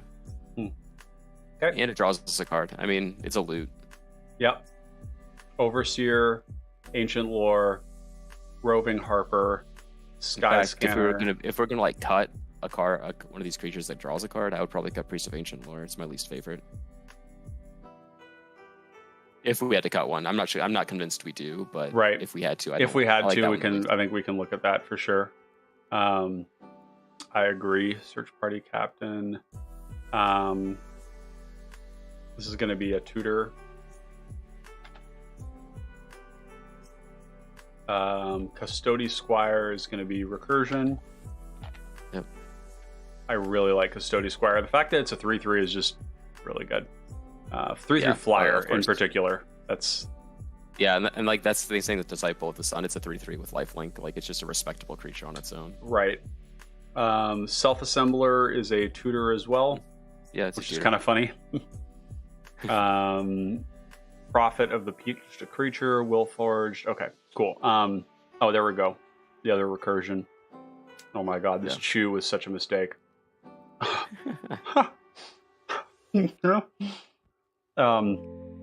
Seb saying the tutoring feels better in white since your card draw is weak. Tutoring keeps your hand full. I agree. I think the tutor is just like always giving us a card as long as we can have a deep enough, selection of them is good. Oh, we have an inflated number of lands. We're not as far ahead as we thought, far overboard as we thought. Okay. Again, with the tutor stuff, I just think it depends on what you're tutoring for. Like, Yeah. if you're tutoring for if you're just drawing a bad card every time, then like, what's the point? Right, then what's the point? I understand like agree. drawing a card is powerful, and tutoring is going to always technically draw you a card. But like, if the card you're drawing is just kind of dinky and not worth it, then I don't think you're getting much ground. Yeah, Rather than like getting a critical mass of like creatures that, well, it may cantrip and you may draw into a land or something like that. Like, if it draws you a real card, that card's going to be much better. I think I agree on this. I just want to see what we could build into that, and whether we have space for it at all. Because if we don't, I think you're right. Like, we can we cut put that. Dawnbringer Cleric in this yet? We haven't. I think that card's very good. I think that card is also very good. We don't actually have the Heliod's Pilgrim in yet. We don't have the... Oh, sure. Oh, Shrine Steward, though, is an artifact. Yes, that's I like that one better for that reason. Yeah. In this list, anyway. So maybe the disciplined thing to do here is actually to not play Heliod's. I guess that assumes Great Desert Prospector is out. Maybe if we were going to play them, we would only play the 2, and we might only play the 1. Yeah. If it's something we end up doing. So I don't think it's something that we need to like lean in super hard for. I think like the fact that we pick up a lot of extra points with Shrine Steward being an artifact, being able to cast it for relatively little cost, and like tutor up an enchantment and then play at the same turn because the Power Stones and casting Shrine Steward don't tax our mana as hard. I think that's a lot more valuable. Like for example, not to go back to that game we played too much, but like the turns where I was able to use my Power Stones to like recur my Sanctum's Gargoyle and then get a Pilgrim's Eye back from my graveyard and then cast a Pilgrim's Eye on the same turn, like double spell. I keep saying it all the time. Double spelling in cards in decks like this is really important because you're never going to beat like these more card advantage focused decks on like raw quantity of cards. You just need to like outpace them with creatures that are serviceable. I think you get a lot of points that way. They don't even need to be like super powerful creatures. They just need to be just anything. Like Conclave Phalanx is a 2/4. You can attack into it. You can attack with it, deal 2 points damage here, 3 points damage there. It's easy to do. And oh, why do we I have think people overblow certain things. We had some funny cards in here. I don't know why they were in. Okay, so Energy Refractor. So we kind of went down that rabbit hole. I guess this is. I mean, this is actually better. So the thought that had me being like, "Oh, is this good?" It was like was mainly because of the interaction with like Righteous Aura and all that stuff. But I think that the value of this maybe goes beyond that, right? Yeah, it lets you cast real spells. Like that's why I think the candle, whatever it's Crosswords Candle Tide is like, so good. Because it just hits so many different marks, and filtering mana like that, like being able to use your Power Stones, and granted, like you don't need to do it every game, so you don't need to have like a tremendous redundancy of these effects, but like it can be good to draw into a card that lets you cast your white spells with your Power Stones. It's not like we're not building the deck to be contingent on that, but like it's a nice perk to have sometimes. Yeah, totally. Cathar Commando, Rambunctious Mutt. I know we also have in here Break Ties, Forsake the Worldly, Rambunctious Mutt, and Cathar Commando. I think we only want like. Oh, you know what may be better? Shoot, there's a card. What's it called? It's a kicker card. It's a 2/3. So yeah, and it's a 3 mana card, so we can recur with the 3 mana stuff. That's right. That would be much better than Mutt in this list. Yeah, or it might be better than any of the. It might be better than... It's a 3-drop with 2 power, so we can get it with all of our recursion stuff and Bugler. So I'm going to say Break Ties and Forsake the Worldly go for that, I think. Because we want this to be a creature. Yes, creatures are always best. Yeah, so I think having 3 of this is okay. We may need to trim down to 2. Tower Worker is increasingly looking kind of sus. I mean, it's kind of mopey. It's kind of mopey, right? Like I was saying, I think mana creatures are going to be important. I don't think we've added any yet, We haven't. like gold mirror, bronze walrus. Oh, those are good, aren't alloy they? mirror, like those sorts of things. Yeah, I like so that bronze we can get out like walrus. a faster prospector without sacrificing our creature count. Oh, bronze walrus is to so maximize good. power stones, and it scries too. Again, scrying is so good. Ornithopter of Paradise. Yep, that's another one. Yeah, we want that. Damn, this is gonna be a harder deck build than I was anticipating. So you were talking about the gold. trick is just to find the synergies you want to exploit and kind of like stick hard to them and not. Yeah, we could get lost in the sauce on this one. I think when it comes to like our non-creature spells, we're gonna have to pare down, like not necessarily like cut down the worst effects of certain categories while keeping some of them, like flicker spells, that kind of stuff. So the gold mirror. Oh god, that's so good. Yeah. Oh, okay, I get it. Yep. So type creature. Oh, mana. Alloy mirror. Automated Artificer is pretty good. That's... older than Caster Commander, but so yeah, it's a 3 toughness, which I like. But yeah, Alloy Mirror is better. Screw that card. Oh my god, yeah, we don't even have like oh, we don't have merit in the deck yet. We don't have treasures, so it's always going to be an 8 mana 7/7. I mean, an trample. 8 mana 7/7 trample. Again, like it's something where our end game is going to be something where we're not going to be relying on big things punching through. We've got a lot of ways to make all our little guys much bigger, so I don't think we need to devote ourselves to like bigger creatures like that. Okay. What about Opaline Unicorn or Possibly. Scuttlenut or I didn't realize we had another one of these mana filter creatures. It's much worse, but yeah, it's much worse. It does have vigilance, but it doesn't exile anything. I think Scuttlemud is fine. So because we're ramping into something that's 5 CMC, 3 mana cards are totally serviceable, and we're running like Bonder's Ornament and those things anyway. It's like we have some redundancy there. I think Opaline Unicorn's good as well. Yeah, I think serviceable. It does what we want it to do. There's not a whole lot more of those. There's not much else, no. So like Candle, this one here is playable because it's a good body, it's graveyard hate, and it filters. But like, I don't think this makes the cut, because there's nothing else going on there. Yes, Scarecrow is not going to be good enough. Yeah, it would be interesting. If we do find that this filtering ability is like really gross, then we can always like revisit that. But it's just fine. I think it would take some testing to get there, but I don't think we're at that point just yet. Yeah, so 35 lands. Okay, so Recommission is hitting a lot of stuff in this deck. Okay, tons of stuff. Yeah. We're gonna do removal, and this is also a protect. It's not protection; it's a flicker. Battle Screech is great. Battle Screech and Triplicate Spirits are the only two spells that generate tokens that I would run. Again, like prioritizing creatures that generate tokens is much better than spells that generate tokens. But those two are so powerful and elite of their own that I think they're worth playing. Battle Screech is just like so generically strong. Marshalling Cry is increasingly looking like a considering card. Recommission is another form of recursion. We've got FP Han saying Filigree Familiar would help with the draw. Only trouble is that Filigree Familiar is draws when it dies. When it dies, yeah. So it's kind of predicated on our opponents doing stuff to us, and it's a good blocker, but yeah, it's a good blocker. Yeah. Okay. This is also a flicker. I want to get some of this stuff organized here so that I can see where our gaps are. This is also removal. Lens Flare.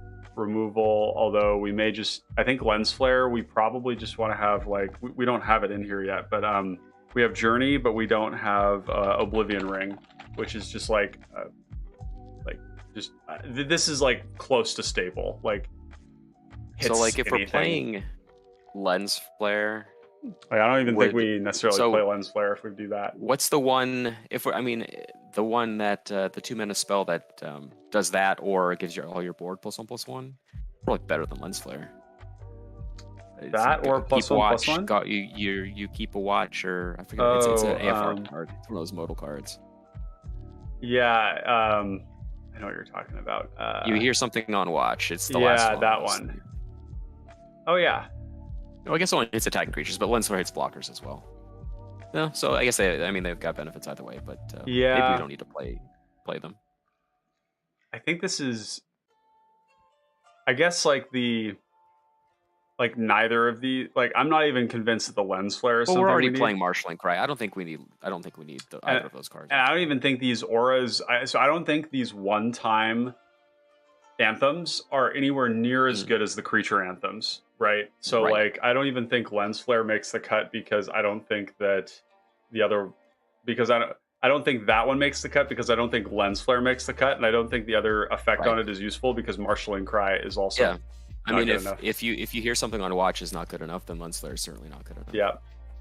Okay, so now we're into some of the stuff we discussed before. I think the runes, like these were fun ideas, but like I think they're more speculative than anything. Yeah. If we're just trying to come up with something as like a baseline to build on, I will throw these in the sideboard though. This is exactly this is a sideboard as it gets. So black, protective sphere. I'd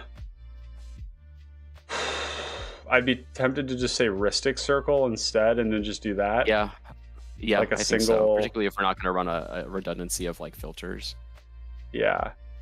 Okay, so Bound in Gold is removal. Oblivion Ring is removal. Sigarda's Imprisonment is removal. There's also Choking Restraints. Notably, Oblivion Ring we cannot tutor. We can't. It is sad. I agree. Benevolent Blessing, yes. This might be one where there needs to be some discipline around that. Like we're still at 125 cards too, and I think some of these equipment can probably go, if I'm being honest. I think the Swiftgear Drake.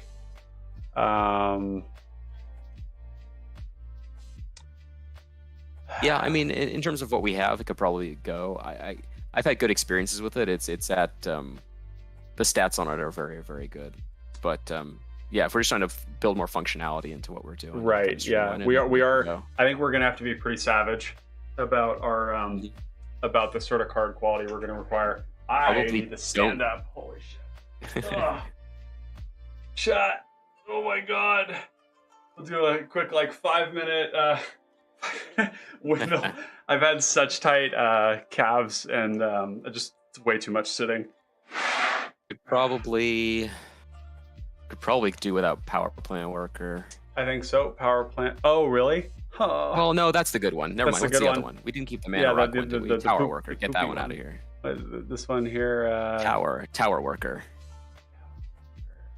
It's the 1/3 reach that taps for a mana. Yeah, we can get rid of that. 1/3 reach. So this is the same thing as Opaline Unicorn, but better in a lot of ways. Right? Opaline Unicorn is 3 mana. This has reach. And cut the Unicorn. Yeah. So ramps. And actually, more importantly, I just need to get these organized here. Bronze Walrus, Alloy Mirror, Ornithopter, Gold Mirror. Okay. So this is good. It's helpful to. This is why tags are so important, right? Being able to see everything in context. And Scuttlemutt too. Oh, Scuttlemutt. Yep, Scuttlemutt. I really like the idea that we play a bunch of creatures out into Prospector that doubling up on our ramp. Yeah. And then late game, they're basically free. Is pretty hype. Oh, yeah. Dutiful Replicator is starting to look... well, wait, no, it creates a copy of a Power Stone. So this is 4 mana, 3/2, make a Power Stone. Yep. That's a ramp spell, kind of, isn't it? Yeah. And I mean, that's the floor on it, I think. I mean, it's not ramping in the way that we want to be ramping, because obviously, the reason we're ramping is so we can get to Prospector in the first place. But it does give us an extra Power Stone, can give us a clue, and give us a blood token from Sigarda's whatever. Or an artifact, or a token from Scrapboard Cohort. I mean, there's a lot of different artifacts. There's a lot of things we could do with it. It may be a card that ultimately... I mean, it's a 3 mana, 3/2. You pay 1 more to copy something. We will have something in play. Seb the Grey saying, is Magnifying Glass in the list, or is the cost to draw too expensive? No, I mean, actually, if there was a card... I completely forgot about it, but... This would be the home for it. Yeah. In fact, Magnifying Glass would be better, I think, than Lantern of Revealing. because we would, yes, it certainly would. yeah, like I think we play both though, right? Like these are like ramp is really good in this deck. Cards. I think if we had to, I mean, we may need to cut a ramp card, and if we did, I'd probably want to cut maybe Lantern. it might even be or Chalice is going to be fucking stupid in this deck, right? But that only gets out of control once you've already developed like a ton of power stones. So it's just kind of like it's mopey in the beginning, but it's fine if it just gets us to playing Prospector earlier. But later, like most cards aren't in our opening hand, right? So it's okay if it's just great after we've played the Prospector. Like, what if this is like Everflowing Chalice for like 6? Is that just more mana than we need? I mean, it just seems like we can do a lot with it. If we're doing that, then like, I mean, presumably we have, if we're casting it for 6, we've got more power stones than we know what to do with. So it's just kind of, I think at the points where like Chalice gets out of control, we already have enough mana that like it's not necessary to pump that much mana into it. Don't break my heart, Derek. Don't break my heart. I know. I know. See, how the tables have turned here, chat. Derek is disciplining my. I just love this card so much. Not ramping in. I think it's important just when you approach your ramp cards to like keep in mind the fact that like the primary purpose is to get out Prospector that much faster, and if they're not doing that, then they need to be providing some other benefit. I agree. That's why like a lot of these 3-mana creatures that tap for mana are like really good, because they go from 3 to 5. They make that jump. Yeah. Yeah, and the ramp, like, we don't need to build this out super hard because our commander ramps, but what we want is just like to have a nice big early game creature. Like our curve right now is like it should be very dense in 3, but like that's great. We could our 3s and cut some there. Cut some 3s. If I'm being honest. Yeah. We don't want to be glutted on 3s. And a lot of these aren't 6-mana spells though. That's the other thing. Like that's true. Right. So like okay, so Pegasus Guardian, it's a flicker, and then if something is left the battlefield, you get a 1/1. This seems really good. Yeah.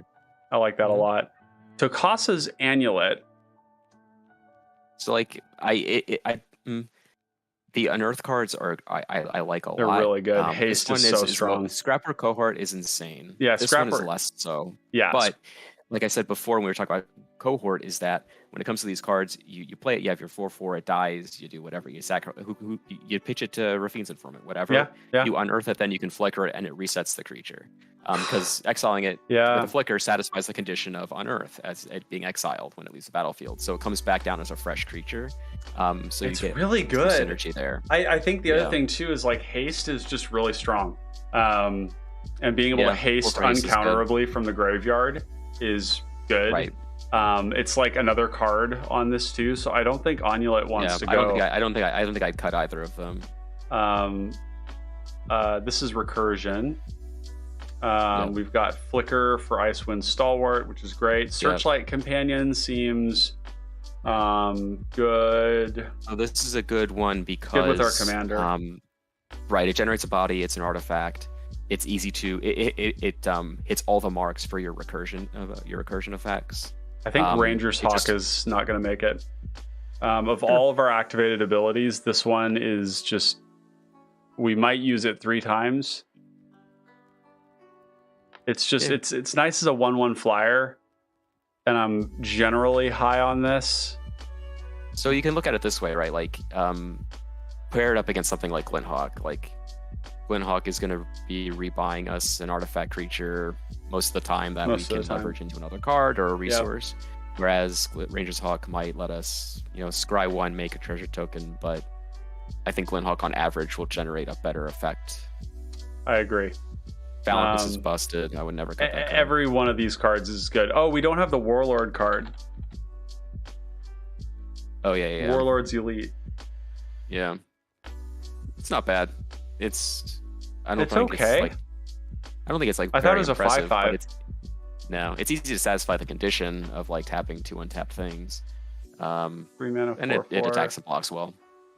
But as far as like the big creatures that we have, we can cast almost all of them much easier. Yeah, I agree. I don't think that one makes like the cut. Affinity things. No, I don't think so either. All the affinity things, the unearthed stuff, like when it comes to like the big creatures, which again, like we don't even need big creatures because our Power Stones will make big creatures out of our little creatures. Right. But a free 4/4 with like the affinity, with like Mirror Enforcer and Sojourner's Companion are just like great, just like free stuff. A lot of these equipment I think can go, if I'm being honest. I think the Skin Wing is the only one I'm interested in because of the flying. Possibly. Yeah. But I don't think we need Golem Foundry. I don't think we need Cyclic Slicer. I don't need Golem Foundry. We have 40 artifacts. I don't think we need it. I don't think we need it. We generate so much value. I don't think we need this card. Yeah, I mean it's pretty slow, right? We got FP Han saying we get a 3/3.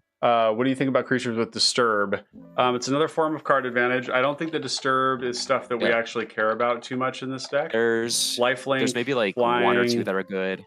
Morning Patrol is the one that the Soul Warden one is interesting.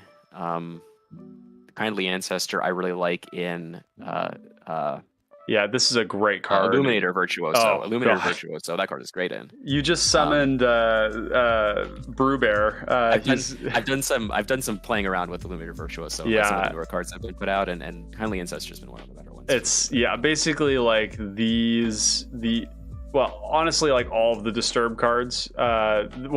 These two right here go really, really well in Illuminator Virtuoso. They're just like you pitch them away, and then they come back, they connive again. It's just like doesn't even matter that it's 4 mana. Brewbear, who's in chat right now, has submitted Illuminator Virtuoso to the deck database, and I have died to that deck a lot. It's not even a joke. I died one time on turn 3 in one game to Illuminator Virtuoso through interaction, and then the next game the same person killed me on turn 4 through interaction, and it was terrifying. I put together an Illuminator Virtuoso deck a few weeks ago, and I brought to LGS. I know I was telling you earlier, there's a couple 60-card Pauper guys for getting into Pauper Commander, and they loved Virtuoso. Yeah, it's powerful. One of them cast an Astral Steel with like a storm count of like 4. Oh my god. On Virtuoso, which was really fun to do. And then another time they did that thing. There's that card in Brothers War. It's a 1-mana 1/1 first strike, and you can exile from your graveyard for 2 mana to scry 2 or something like that. Yep. The new one, and then he scried, or it's Survivors of Corlos, which I think we talked about that one too. Yeah, he connived it away, scried like a flying spell to the top of his deck and killed me like out of nowhere. It's pretty great. Basically any card in Illuminator Virtuoso that can be cast from the graveyard is really powerful. Astral Steel was one that I was just like blown away by. Yeah, Astral Steel is interesting. Zach, if you're in chat right now, let me know what you think of Astral Steel. It might be 2 mana intensive because it's really cute, but when it does the thing, it does the thing. Yeah, Astral Steel, for those of you that don't know, is it's the worst storm spell. It is like arguably one of the worst storm spells ever printed. It's so bad. It's 3 mana. Oh god. Oh no, sorry, this isn't playable. This is not playable. Not in Prospector. No, that's for sure. I don't even know about Illuminator Virtuoso. Like I said, it's very cute. Wait, too cute for most environments, but it's when it does the thing, it's really impressive. You have to cast a spell targeting, so you only get 1 trigger. No. Illuminator Virtuoso is when it becomes the target, not when you cast a spell targeting. Really? Yeah. Yeah, when it becomes the target of a spell you control, it connives. Oh. Yeah, so you just so that's actually kind of gross, isn't it? Yeah, you got a lot of triggers. Okay. All right. Yeah, each copy should trigger it. Yeah, no, okay. All right. I'd like that. I fuck with that for sure. Wow, to imagine that there's a home for Astral Steel. I know, it kind of took me by surprise. This is classic cPDH bullshit. Is like just like the very worst card. Like, not the worst. I mean, there's worse, but like it's pretty bad. No storm spell is like bad, but like this is the worst one of those. Yeah. Okay, cool. That was a fun little aside there. Somebody we had FP Han saying Ulamog's Crusher. Don't need it. Yeah. I think Ulamog's Crusher, we can't cast it with our Power Stones. Don't cast it. Yeah, there's no. I mean, it's a great top end card in 99% of decks. This one's I think a little special. I don't think we need it. This card I'm a big believer in. It's going to gain us a ton of life and it flickers really well. I see that. We have 62 creatures right now, so it's going to gain us a lot of life. We can return it back and forth. We can probably, if we're starving for space, we can cut it. But I think it might be a cut. I like it though. I like it a lot. It's going to gain us a lot of life. I played it in very creature heavy white decks, several different lists. I have it in my Brazen Upstart list, which has like 50 creatures, and I consistently will gain between 7 and 12 life with it. That's a lot. Yeah. Yeah. Okay, so Pilgrim's Eye. This is pretty good, isn't it? Yeah, hitting land drops is good. I really like this one and the Spirit that comes back from the graveyard too. It comes back from the graveyard. I forget what it's called. It's 3 mana, 2/1. It's just with the planes, and then you can recur it for 6. Oh yeah. Did we put it in here? We don't have Pilgrim it of in the here. Ages, I think it's called. Yeah, Pilgrim of the Ages is It's hitting, great. because even though we are ramping, hitting our land drops is still really important. Being able to get back to, I like this card. Yeah, I'm a big fan of recursion like that. Okay, so we have really good home for it. 22 cuts. This is probably get rid of Prophet of the Peak. Prophet of the Peak. 5/5 that scries 2 for 6. Yeah, there's also this Probably. one. Like I would So rather this have card, the Prophet floor over on it to me, Razor. a 3. This usually is like Oh, a this 3 is mana, really cheap. 3/4 Vigilance. Or is it a 1 mana 3/4 I guess vigilance? it's cheaper. I mean, if you think of it like planes, you're casting on turn 3 as a 3 mana 3/4 Vigilance creature, but usually you're casting it for 3. It's not very good. Yeah. I would like, okay, so like Prophet of the Peak is so much more impactful, right? It is. Yeah, I mean, as a body, yeah. And then like Willforged Golem, we can convoke this, Really which is cut that one. nice. We could, I mean, I would just rather, I guess, that these were like big 5/5 flyers or something. You know what I mean? Right, bigger than a 4/4, yeah. Well, Yep. I mean, Prophet's a 5/5, and then, like Yeah. there's another 6 mana 5/5 Trampler, but I don't think that card. I mean, No. anything that just enters and doesn't do anything and has to attack, I think is not great. Type, artifact, flying, CMC. Unless we're getting like such a good deal on it, like I don't think a lot of like Mere Enforcer or Sojourner's Companion are probably like the floor on cards that don't really do much except like attack and block, just because Yeah. the rate on them is so good. Okay, so like these right here seem great.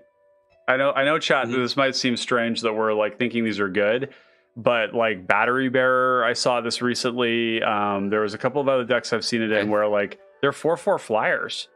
Like like Limited and Pauper have a lot in common, and if you've played a lot of Limited, you know like the classic like 3/4 flyer that scries 2 for 5 ends games. It's just so good. So these in this deck are going to be great.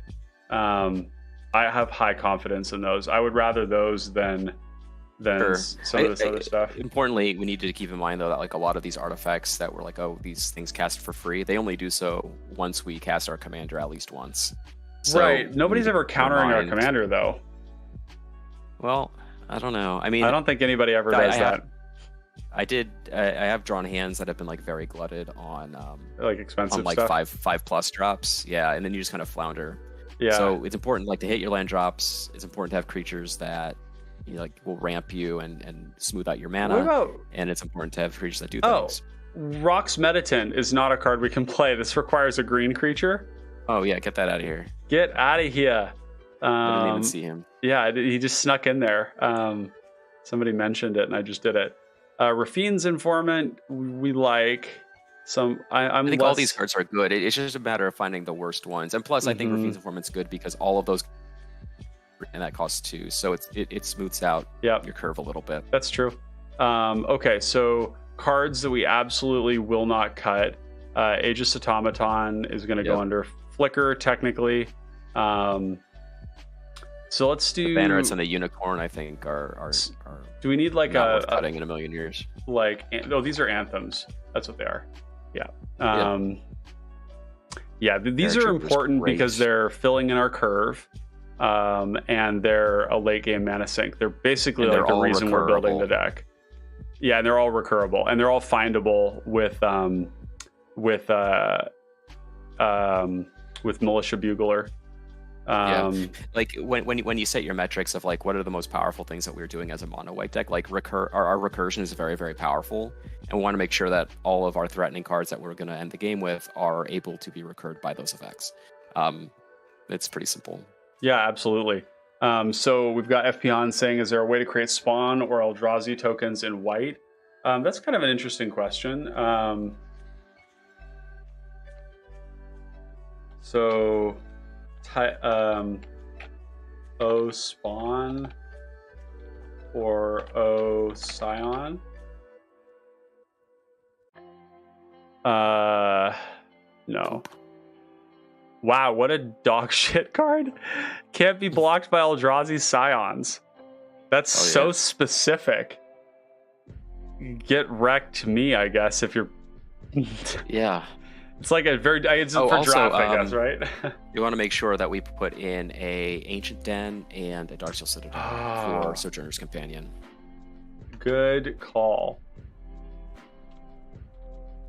Yeah, good call. And then we gets us a land, or it's a free 4/4. 34 lands seems good. Yeah, I wouldn't go below that, I don't think. Yeah, I think that's fine. Oh, wonderful. Hey, thank you. Excellent. Appreciate it. Okay, so we're down to 21 cards. We're gonna have to start making some hard choices. The Skin Wings gotta go. The Golem Foundry is gonna go. Energy Refractor. It's cool. Yeah, move it for now. And Dispeller's Capsule, we've already got plenty of that. This all seems gas. Triplicate Spirits could go. Great. I like this card a lot. But it's like, compared to Battle Screech, it's nowhere near. Yeah. I mean, they fly. That's just like... Honestly, you could probably even just cut them both. I don't care much for either. I will cling to this card like a dingleberry, but I generally am a little cooler on like spells that generate tokens than most people, so I can totally see that. Yeah, I guess like they're not reusable, but we have other ways to reuse things. I'm much more about like manipulating like actual physical cards, not tokens. So Strands is like a good card.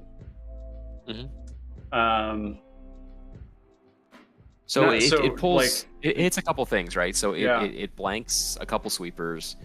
It also fogs. Doesn't really help with Pestilence, actually. No, well, yeah, mostly like Breath Weapon and Curse Justice. Like Pestilence is the one thing that it won't. Crypt Rats, but it'll do Crypt Rats, right? Yeah, because usually Crypt Rats people will play the Crypt Rats and then they'll only have enough to pop it for the amount that they need to, and they won't be able to activate it more times. So like with Pestilence, they activate one at a time. Right, Pestilence is much different, yeah.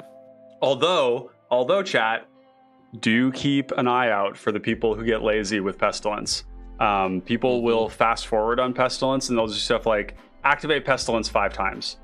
Prismatic Strands get fucked. Versus me, where I'm like black into Pestilence, resolves, black into Pestilence, resolves, black into Pestilence, resolves, like that will kill everything. Or if they don't tap their mana appropriately. Yep. Like there's a lot of like me in my game, right? Like I didn't leave the study hall. God, that was really bad. Actually, so you can only do it for 4 instead of 5. Yeah, that was brutal. Origin Spellbomb to give a token an extra draw. Yeah, we could look into that. No, the thing is like I don't think it's good enough. Yeah, we're at the point now where the card quality is actually like surprisingly absurd. So like Origin Spellbomb is cool, but I don't think it's going to make the cut. We do have some like, I don't want to go too low on removal. I do think oh my god, you know what we don't have? What?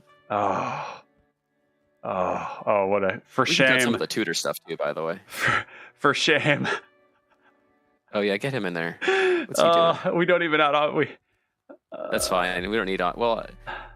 If we're gonna have a thing that like scries 2, I would rather be Automatic Librarian than the 5/5, just because it comes down sooner. But just want to make sure we didn't miss anything here. I don't think so. No, there was just that one. I think we're good. Yeah.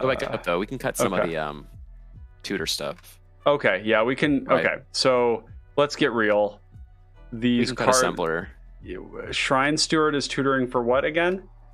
Well, It's just I mean, Bound in Gold, Candle Trap, Cigars Imprisonment, and Benevolent Blessing. Yeah. There's Benevolent That's Blessing. That's not. Where is Benevolent Blessing? Did I cut it? Did we move it? I mean, it's just it's Possibly. there. Oh, I don't know. Like this strikes me as okay. So when we think about Big Blue, this is actually kind of similar. Big Blue is built on the premise that instead of using counter spells and protection to make sure that your shit resolves and that you keep it, it's all about saying, I don't care. I draw enough cards that I'm going to see another Archaeomancer. I'm going to have a way to get it back. And they run like 4 counter spells. Like Big Blue is on like 15 to 20 big draw spells, 15 to 20 rocks, like 4 counter spells. They'll be like Arcane Denial, Soul Read, Dream Fracture, and you find the villain's lair, because they all draw cards. They're all ways to move through cards. But the whole premise is to not worry about the things that we have and just like play more stuff. Bigger mana, play more things. Much in that. I very much like it. that approach. Yeah, I really. I think I think we can cut Benevolent Blessing if I'm being honest. I think so. Yeah, I think that this is where this is a deck that has a lot of redundancy and a lot of density, and like just don't a lot think of we our give a pieces are fuck. interchangeable. Right, exactly. And I mean, if we're going to need to protect something like Dawnglare Invoker or Bane's Invoker, any of these key pieces that'll help us win the game, we can do so with flicker effects, if we need to, or we can recur them with one of the 5 cards we have that do that. Shield Wall Sentinel doesn't even find anything that good. It's not finding us anything like so. Chat. This is important. Only gets the Power Plant Worker. We it's also a 4/4 though. 4/4 that draws a card. I think this is good. If this finds Power Plant Worker again, like I'm nervous just because it goes back to what I said about like all of these higher cost spells. If we don't like have enough things going into our Prospector, then yeah. I mean so okay, Skin Slicer's gotta go. Wait, is this we're in considering. I think, okay. Yeah. Almost fucked that up. Whispersoul Cloak I think can go, honest, if I'm being perfectly honest. I don't think we need that card. I don't think we do.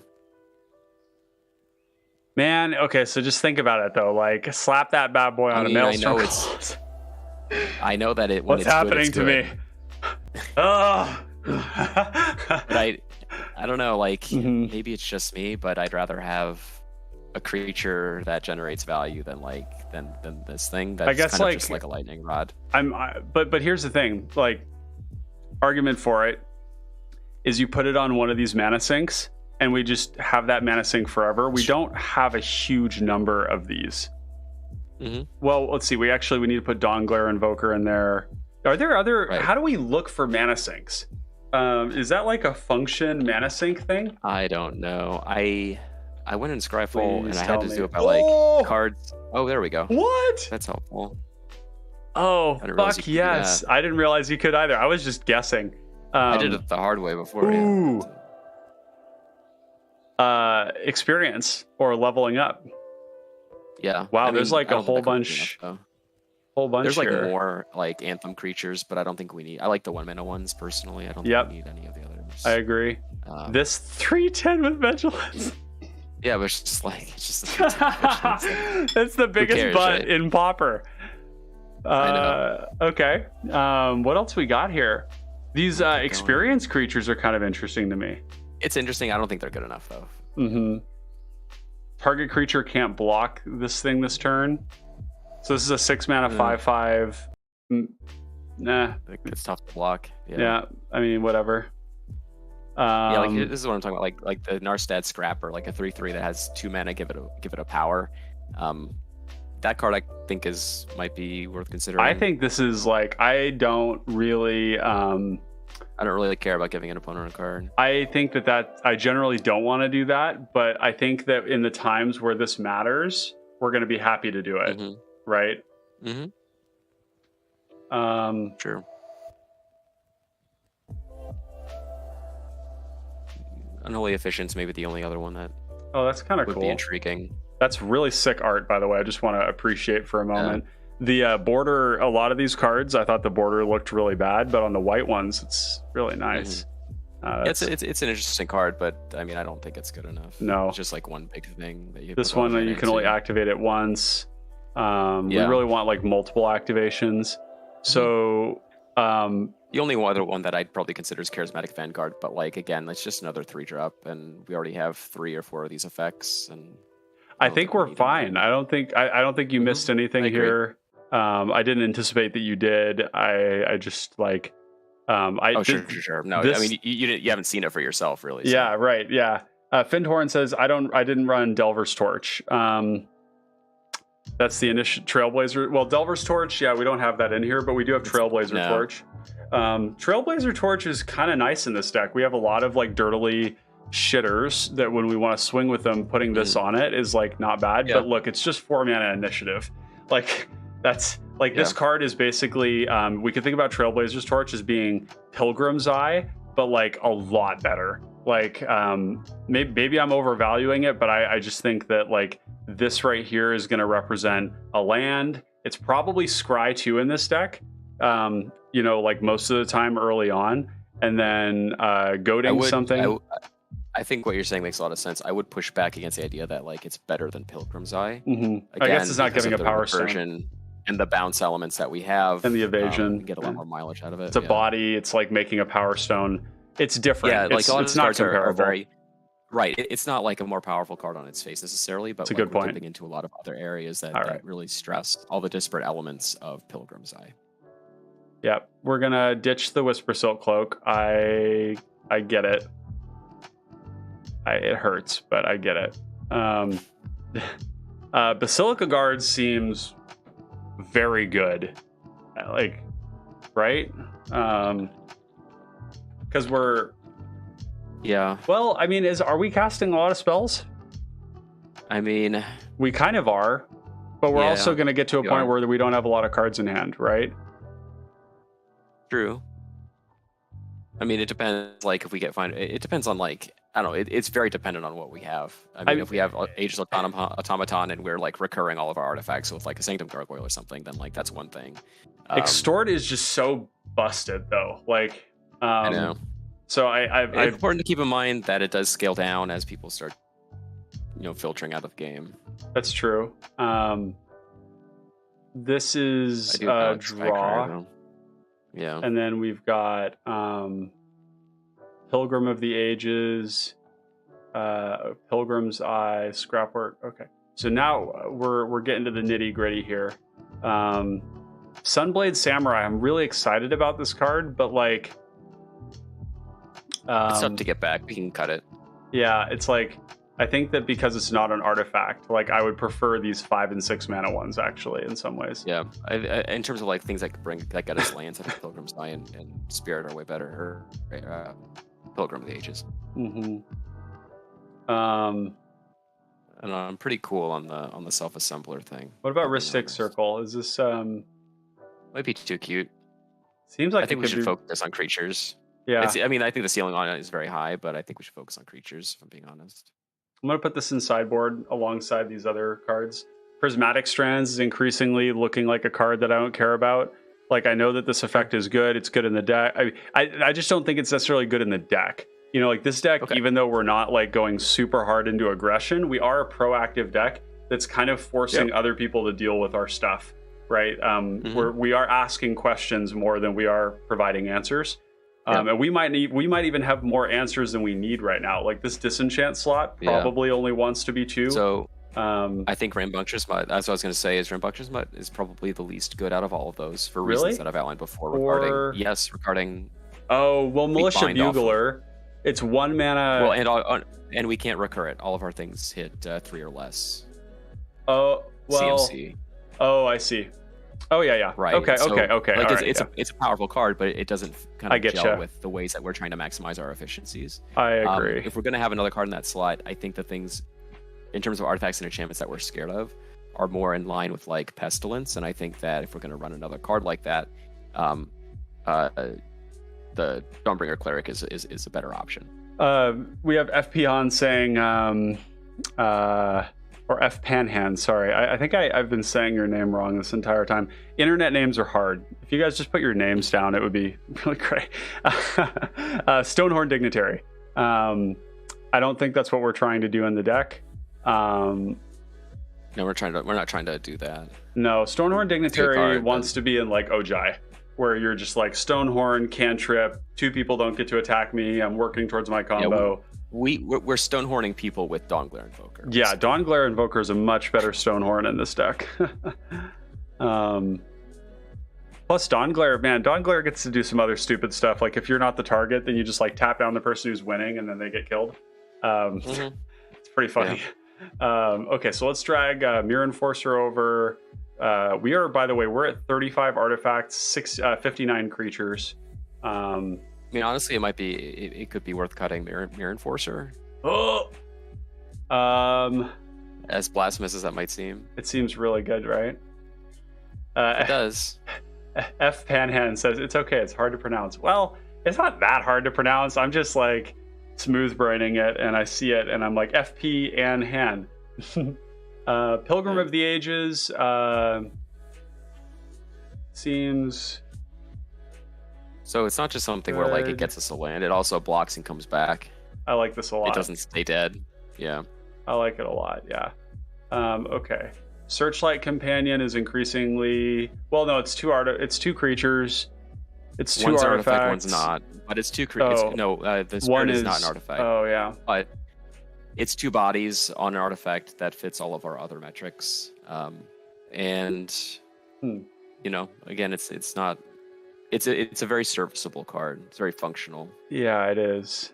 But again, like it's one on my watch list. Like it's like yeah, I think that's fair. I put like Sky Scanner, Pilgrim's Eye, and Searchlight Companion into a category together as cards that are basically doing very similar things. And if we have to cut one of them, I think Searchlight Companion's the worst. Antler in terms of like what we're Skulkin. trying to do. So gross. That card might be well, wait. What is this doing? What does it hit? Right. Yeah. Like if we're running it, if we're prioritizing artifacts, then it has fewer hits. Okay. So if this thing here, okay. So it saves our commander, maybe. Yep. Well, so it doesn't just save our commander, but it re-triggers the ETB. Yeah. So like on any of these ETBs, like on Thraben Inspector. I think it's worth keeping. Yeah. A lot of our draw creatures have 2 toughness, so like they can it would even trigger Spirited Companion, but it would die, but it would still draw us a card. Airlift Captain, Militia Bugler. Yeah, it's really good. I don't want to second guess that one. Yeah. Maelstrom Colossus. I think just Self-Assembler. I think Self-Assembler is like it's looking really good to me because it has that one target for yeah, but if it's not tutoring up a thing, like if it doesn't tutor up your tower worker, I was getting 2 things. It gets tower worker, but generally speaking, you're not going to want tower worker. You're going to want power plant worker, and power plant worker is I mean, it's good. It's just like a dummy thick. It's a dummy thick thing. Yeah, but like how many dummy thick things do we need? How many dummy thick things do we need? That are just like vanilla dummy thick things. Yeah. I mean, yeah, okay. Because it just pumps. It doesn't trample, and we can't give it trample. It just gets large. I guess I'm looking at as it's a card. We have 9 cards left to cut, Seb, and this is. Okay, let's look at removal real quick. Maybe this is where we can find. Yep, possibly. And there's also ramp. I think the ramp is important, though. We could cut maybe like. We could probably cut 1 or 2. Or sorry, no, we want to cut Opaline Unicorn. Yeah, I think that would be the best. The other ones I have in there because, or that we have in there. Just Gold Mirror, right? No, it's Opaline Unicorn because we have so many 3-drops. I think. I hate the idea of cutting the creatures at ramp because they ramp and they ramp, right? Like they're really good. Yeah, I mean I think we can stand to cut 1. Are we missing any? Because I feel like they're so good that it's almost like kind of stupid to cut any of the creatures, and I don't want to cut the ones like Network Terminal and Magnifying Glass and Lantern because those have activated abilities that are really good in a deck that needs cards. So like I don't even know if we should be touching this at all. I feel like this is like maybe it's flickers. Core Skyfisher is good. Glinthawk is good. Ephemerate is great. Aegis Automaton is great. What we could do is cut Core Skyfisher. Hold on. Either that or Glinthawk for... Glinthawk does not hit our commander. White Mane Lion. Oh! White Mane Lion's way better.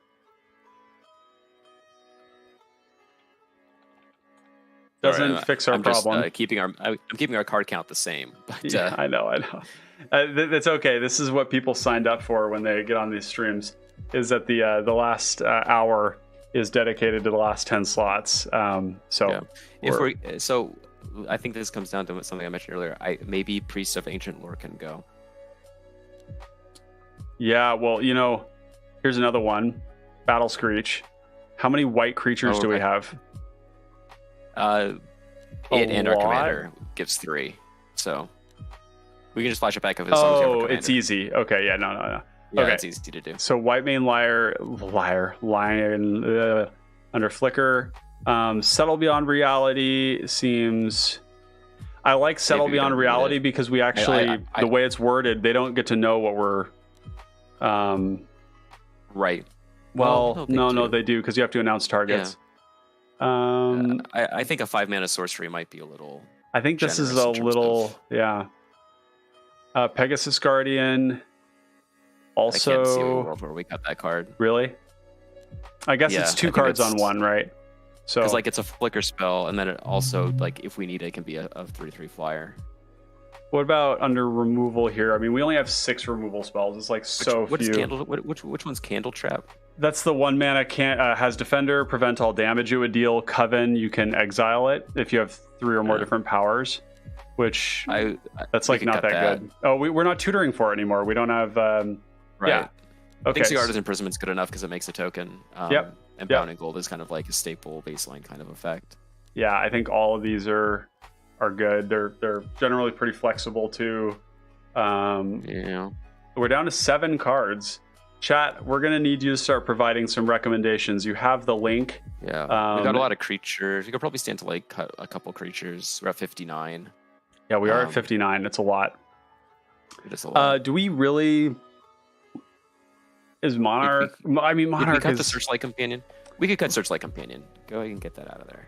Yeah. Okay. Yeah. Fair enough. Power Plant Worker and Self-Assembler are the next. So basically, what I see here is Self-Assembler is like Roving Harper, but it's an artifact creature, right? It's always going to draw the same thing. It's going to draw Power Plant Worker, or it's going to draw... I mean, that assumes that both those cards are still in our deck.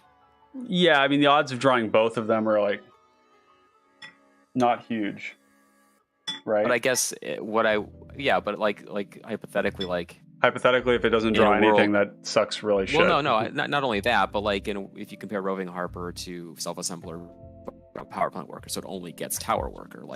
Is a random card in our deck better than Tower Worker? Most of the time, probably. It's going to depend, yeah. It'll depend. So I mean, we could cut both of these. It's a lot more powerful.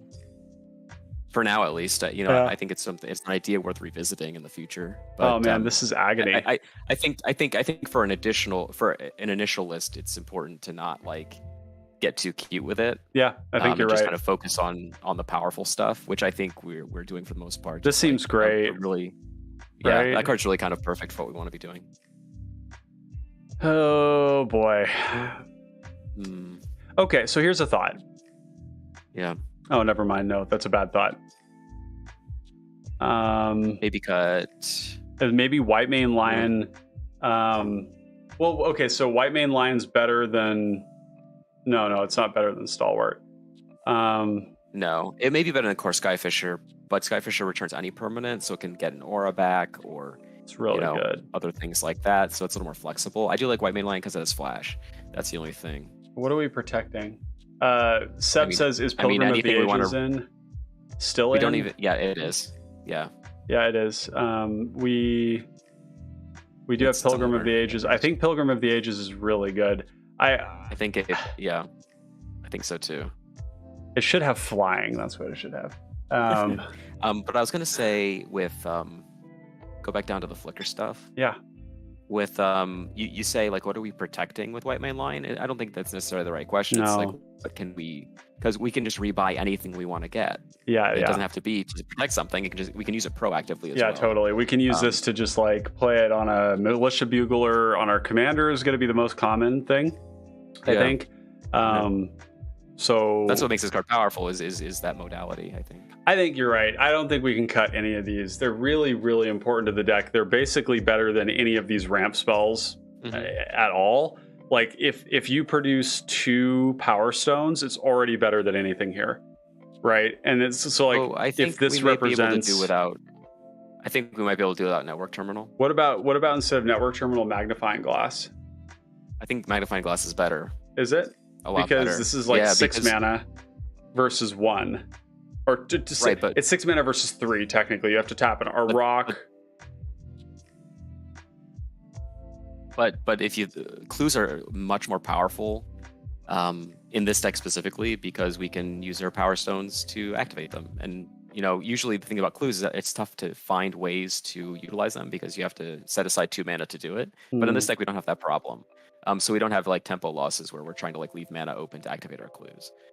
Network terminal doesn't put us up on cards, which magnifying glass can do, and can do efficiently because we'll have a lot of power stones in theory. I think it's worth testing. What about Lantern of Revealing versus network terminal? I mean, I don't think that one's particularly impressive either. Again, it's just like something to do with our mana. Yeah, I like that it's a thing that just like fills in our curve, because I think there's going to be times when we're going to like run out of cards and we're going to have all this glut of mana and we're going to be really happy that we can like, Lantern of Revealing, Bonders. Good. Yeah, no, I like it both. I guess we're just in that space of trying to decide what gets...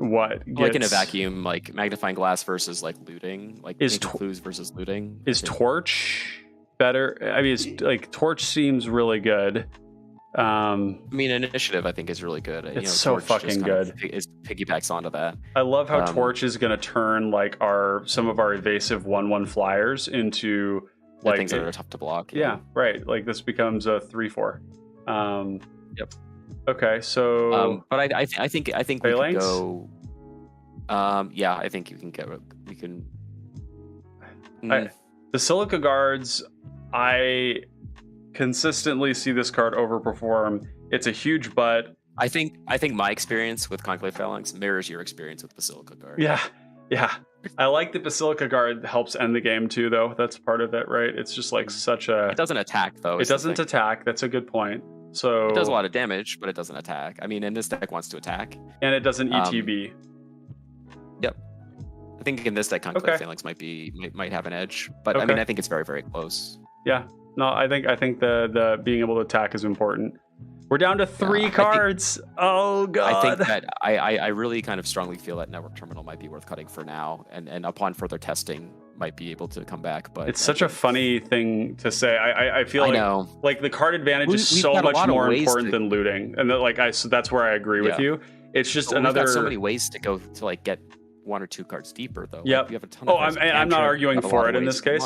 Yeah, I mean, I think it's something. It's a redundancy thing. Yeah, part of it is like this is a good example of a card where where a person might say, "Oh, this is great in artifact decks, and this is an artifact deck," but it's not putting us ahead on cards. Is it better than Rafine's Informant? Let's ask that. No, you don't think so? Because it's doing the same. I think it's better to have the body. I don't think looting is a great thing that we need like to do every turn. I think it's important to gain some card advantage by pitching something that we can utilize out of our graveyard. Yeah. But it's not something that I think we need to be doing every turn. It's something that I think is better in moderation. And I think Rafine's Informant is like at a good place on our curve. If it connives and we discard like a real card to it, it's a 3/2 that attacks well, trades up. There's a lot of things going for it, I think so. I think you're right. And Honored Heirloom, I think we also play. We don't have a lot of graveyard hate in this. I think having 2 pieces of that is good. It's doing double duty. It's ramping. It's on 3. It's like extra mana to just like dumpster people. Like I think it's just hard to cut that card. Yep. Okay, so we're down to 2 cards left, and this is going to be where we shave. Yeah. So I don't think we have enough lands to cut. I don't think we want to cut. Hear me out here. Palace Sentinels. Yeah, no, I mean it was on my list. Yeah. It's nowhere near as good as Throne Guard. I agree. It's I think I look at cards like this, and I don't think we need a ton of ways to get Monarch, because I think it's going to be introduced to the game regardless if we do it or not. It's very common, and we're good at taking it. We have so many creatures, like we can attack through all kinds of stuff. I agree. I think this is where, even though this deck is like so hungry for effects that draw cards, and we have ways to gain it and to gain it back again over and over again, and even defend it with something like Dawnglare Invoker, it's just tough. Yeah, the important thing to keep in mind is that like card advantage doesn't mean I have more cards in my hand than you have cards in your hand, right? Like it's about leveraging it's about leveraging your resources. This is like deck is able to leverage resources very well. Right. It's part of it is like sometimes people talk about card advantage as the only like they get siloed in thinking only card advantage, but there's other things too. Like if you like produce a lot of bodies on a creature, that's not technically card advantage, but it's resource advantage.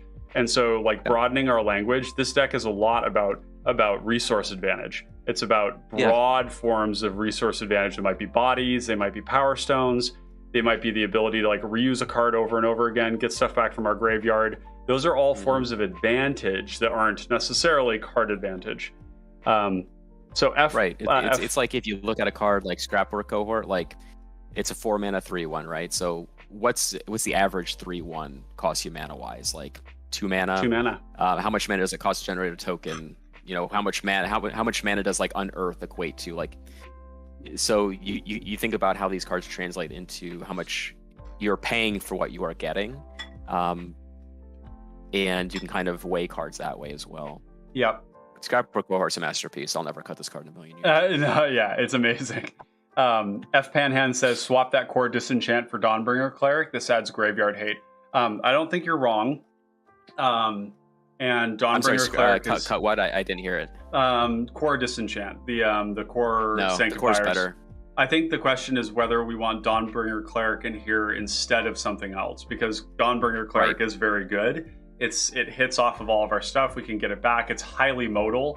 The graveyard exiling is great. I really, really wish it was a disenchant, not just Not just when you think about it, a lot of the things that we're going to want to be destroying in that category are going to be enchantments. Way Pestilence more than artifact type stuff. Righteous Aura. Yeah, that's a good point. That we're scared of. Artifacts are like the things you want to kill are like not that many. I could see cutting like, I don't know. We do like need either. It's also cheap. Yeah, depending on what we want to be doing, like when push comes to shove, like if you were to match it up against something like Catholic Commando, I think Dawnbringer Cleric in this deck has an edge because you have to sacrifice the Commando to get the effect, and we want to maintain the density of creatures. But it's Flash. It's like so fucking but good. It has Flash, and it's we can get it back again. So, we can recommission it. We can So is it something where we want to? I think this is bringing in Dawnbringer Cleric and cutting something else. Like Dawnbringer Cleric is just that good. It would have to be that. I think honestly, it might be these two. We've got 2 cuts. You give it maybe cut one of them for now. And which one's cooler looking? Definitely the dragon. Yeah, and it's a dragon. Yeah, Fuck we don't have to cut both. I mean, I think having one like big fat evasive thing is certainly worth exploring. What else though would we cut?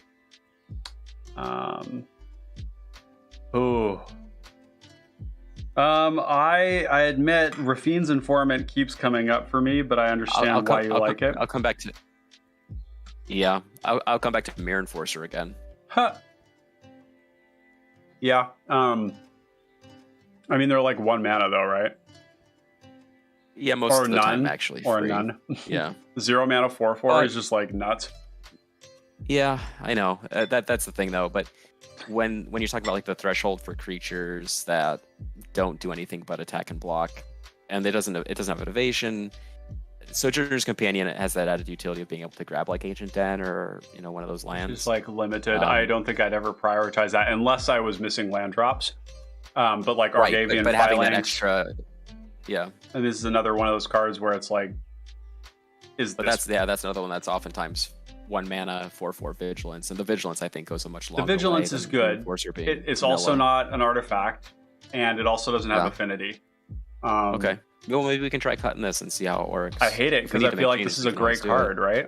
It is a great card, yeah. But yeah, I mean, I feel very strongly about like the creatures that we have in mana slots like 1 through 4. I think it's the dragon. I think the enforcers, the flying is really good, but I think this has no cost reduction on it.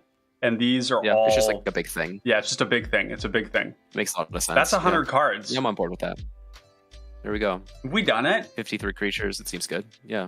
All right, let's run it through. Let's run it through some. This is such a good hand. Like what? We'll draw creatures. I'm not worried about that. Oh yeah, no, not an issue. So we draw. This is going to be a cycle. So we go plains. We'll gotta get all this on the screen here. Plains, draw, plains. Like wow, how are you? Yeah, just like but this is great. Like our. It's certainly not the worst. Because we're going to go... Magnifying Glass online. Yeah, Magnifying Glass right away. Yep, and then we're going to use these two to cycle this. Yep. Draw a card. Wow, that's a lot of rocks. That's a lot of... Somehow no creatures in like the top 11 cards of our deck. But... That's kind of strange. So I think what we do here is we go 3... 3, and the reason that we're doing this is because we want to buy a turn where we can draw another creature. And then actually what we'll do is we'll cycle this at end step. Okay, so and then these are going to be untapped. So now we can go land. So what happens if we make like 2 Power Stones? Okay, so probably still good. Play this out. Play this out. Make and like let me be clear, this is a bad Prospector cast, but 2 Power Stones is not bad. I've casted for 2 before. Look at all the mana we've got though too. Like it's kind of insane. Are they tapped? Yes, they're tapped. They are tapped. Okay, so we've got this. So now like this next turn, we can easily activate Cave of Temptation. So what we would do here is actually we would activate this on upkeep. And this would have just gone into play because we're and then we would have drawn something different. Okay, that's fine. So we go 1, 2, 3 worker. Wow, I feel like we're really flooded. This hand's been pretty this has not turned out to be very good at all as far as the draw, but just to restart it, let's mulligan this one. Seb the Gray says, ladies and gentlemen, we got him. We did. We sure did. This seems better. I like this. I like this. Yeah, this is a lot better.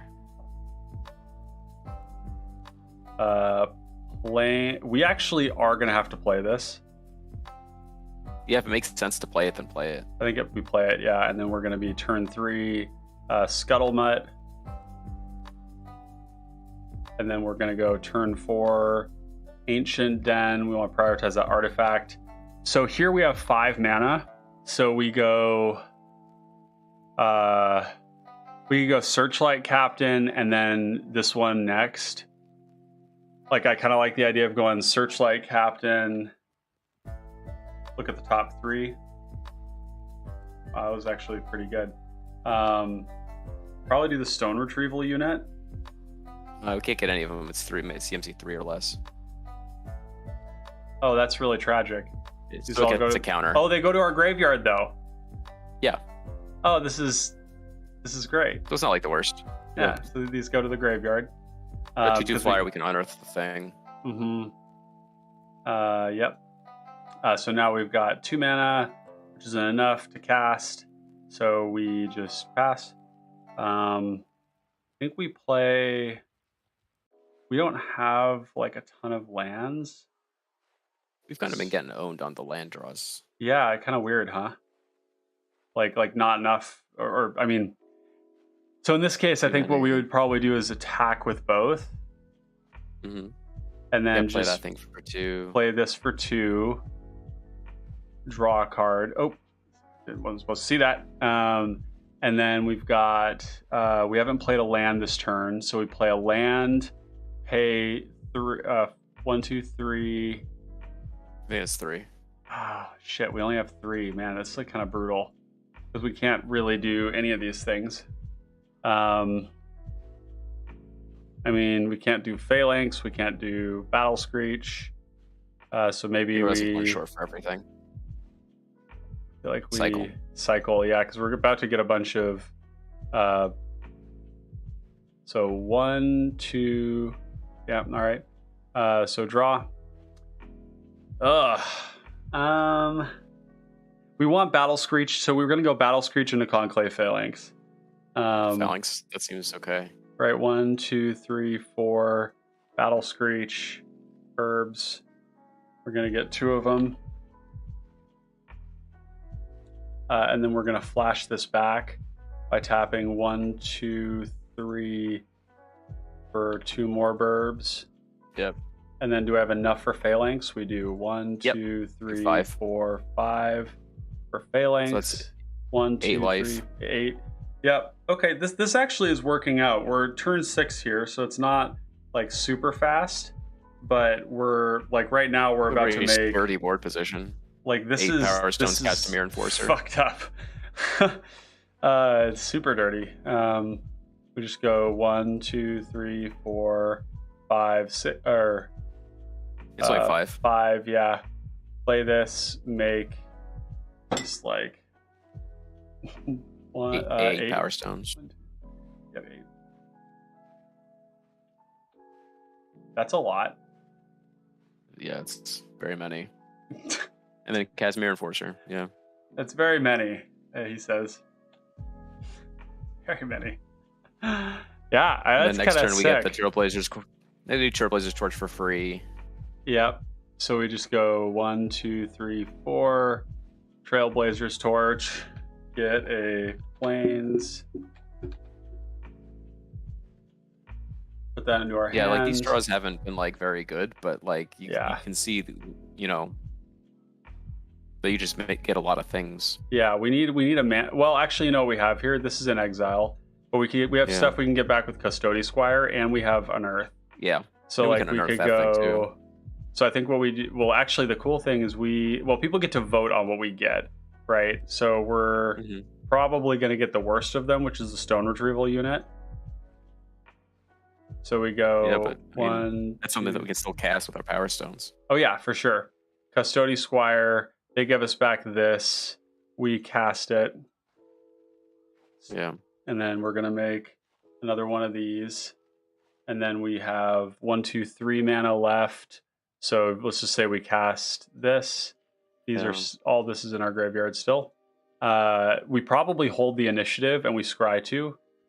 Yeah, it's gonna be tough to take it from this point. Oh yeah, okay. Good. That's the one we want. We want one of those. We're good. Yeah, so this goes on. And that's top. 2 activations every turn cycle of Bane's Invoker, because we've got 9 Power Stones, 8 lands. 4, 5, 6, 7, 8, 9. We have 18 mana right now. Yeah, so and we don't need to do anything other than just activate it. Yeah. Yep. So like go to combat. We even attack with the Prospector because we want people to have to decide whether they're going to block it or not. Yep. Because it would just give us so many more Power Stones. Yeah. Okay. All right. And if they kill the Bane's Invoker, so be it. We just, have a big board and then we probably trap somebody. Because we probably don't care about our life total. Draw. That sucks. But look, like this is what we're talking about. This does not matter as much because we have this and this. Right? Like we don't have cards in hand, but we do have this thing here. So that's kind of what we're looking for. This is not good. Yep, that's not playable. Oof. What's the card What's the card on the left? That's a Stone Retrieval unit. So this is like 1 land away from being like very good, which we'll draw. We will draw a land. Oh, certainly. Yeah. Yeah, we'll draw a land. So we just Okay. And That's the nice. thing. Yeah, that was that's good. welcome. Just give us a land and we'll get to the Trailblazer Torch. One land right off the top, baby. Whew, smack the top of the deck. Woo! There we go. Yeah, you got to believe, chat. That's what it's all about. Just gotta believe. Oh yeah, Scuttlemutt's what we want. Wait, we don't have a Scuttlemutt. That's it's a Skulkin. Oh, I Skulkin, thought that was a Skull. Oh, that does make this hand a little bit worse. That's okay though. That's fine. All right, this, and then we go there. Now we're gonna go 4 into Trailblazer's Torch. Get the planes, right? Yeah. Or is it better to go Retrieval Unit because it's a creature and it makes a Power Stone? Yeah, I think until we get Prospector, it's better to deploy creatures. That's a good point. So we go Power Stone Unit, and then once we get Prospector, like all our artifacts, we can cast very easily. So here do we go? Yeah, so we go Trailblazers. No, because we already made our land drop. So we have 5 mana. So we just go Prospector. Yeah, make two tokens. That's not so bad. We could just go Alloy Mirror and just cast Alloy Mirror to take it, turn off, cast Alloy Mirror. Yeah. See, this is what I was talking about earlier, where like you kind of want to make sure you have enough things to do, enough creatures for like turns 1 through whatever, so you cast your Prospector. You don't have a lot of like super high mana value things to clog up your hand, because that's kind of been like this is a little bit of a theme, isn't it? To us. Yeah. Like some of these expensive. Like think about how good Rafine's Informant would have been like in this Goldfish, for example. Like just something that comes down early, filters out a card, keeps going. Yep. And that way, like when you hit 5 mana, like you don't have to think too hard about casting your Prospector. Yeah. That's kind of interesting. Because like simultaneously, I mean, we've been getting kind of funky hands, but like simultaneously. Yeah, they've been kind of strange. Yeah, kind of strange. Like we have like not enough of this or too much of that. But like a card like Prophet of the Peaks, like we really do want cards like this to hit in the late game, where it's just like helps us do stuff. And I think we've gotten a little stacked on weird things here. This seems decent. Yeah, this is gonna pitch probably the Core Scanctifiers. Well, maybe let's play the tap land on turn 1 and we'll go from there. Yeah, starting lots for me. That's good.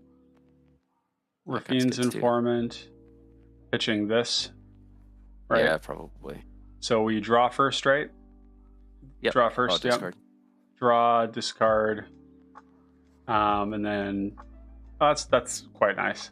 Turn 3, we play Bugler, or we can play. Yeah, I play Bugler probably. Bugler, yeah.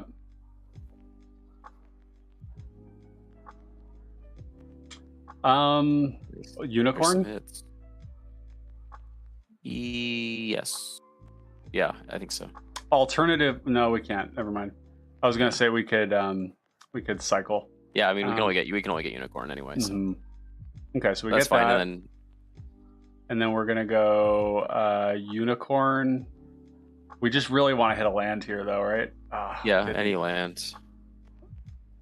Man, these are some weird hands. It doesn't feel like we have the wrong balance, right? We have 13 ramp cards and 34 lands.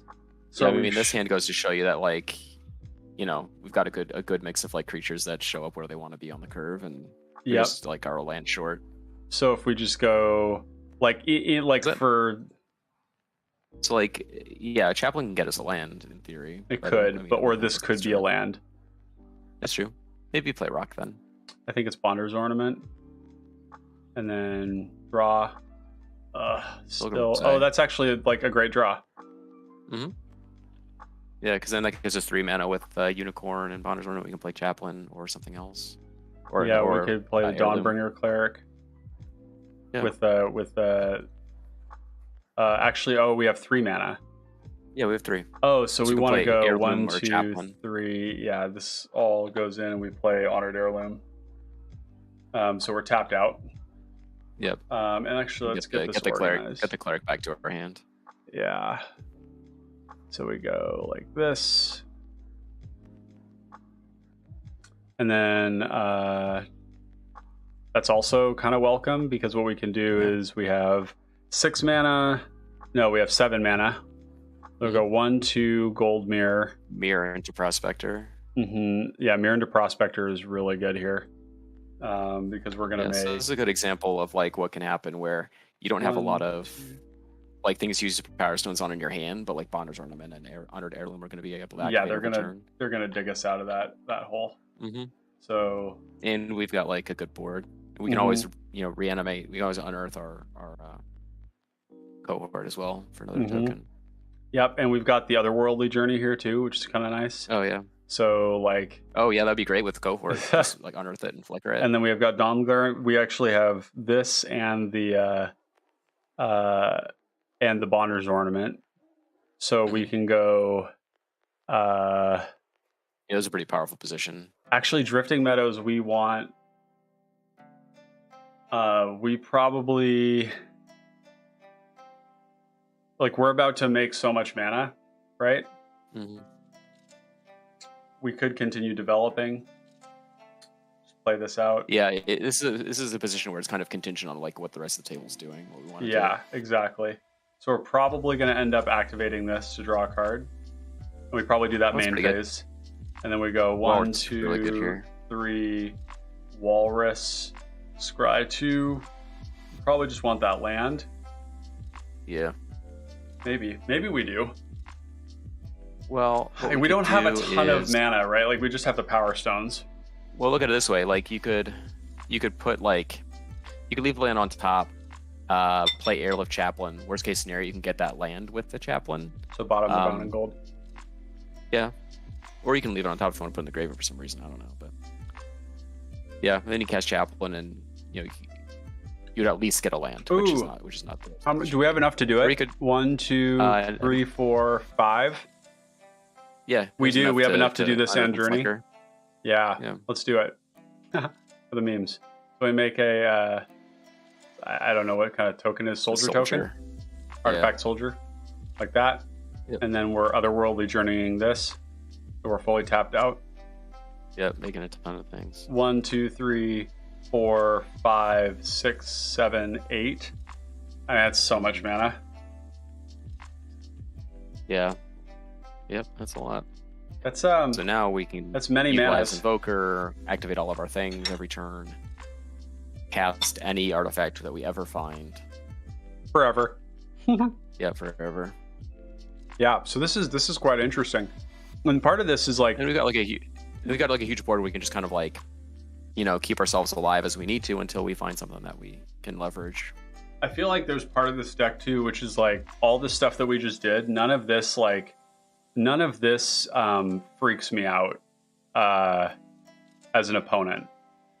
Like it's really good, but none of this like initially freaks me out, and I think that's like an important barometer, because if it freaks people out, people are going to start interacting with you, and this is like that's one of that's why like this deck asks you to do a lot of really great things, and the chief among them is to play a lot of like little guys that generate some small card advantage. And nothing splashy happens until you're ready to make something splashy happen. Until you're like, cast Dawnglare Invoker.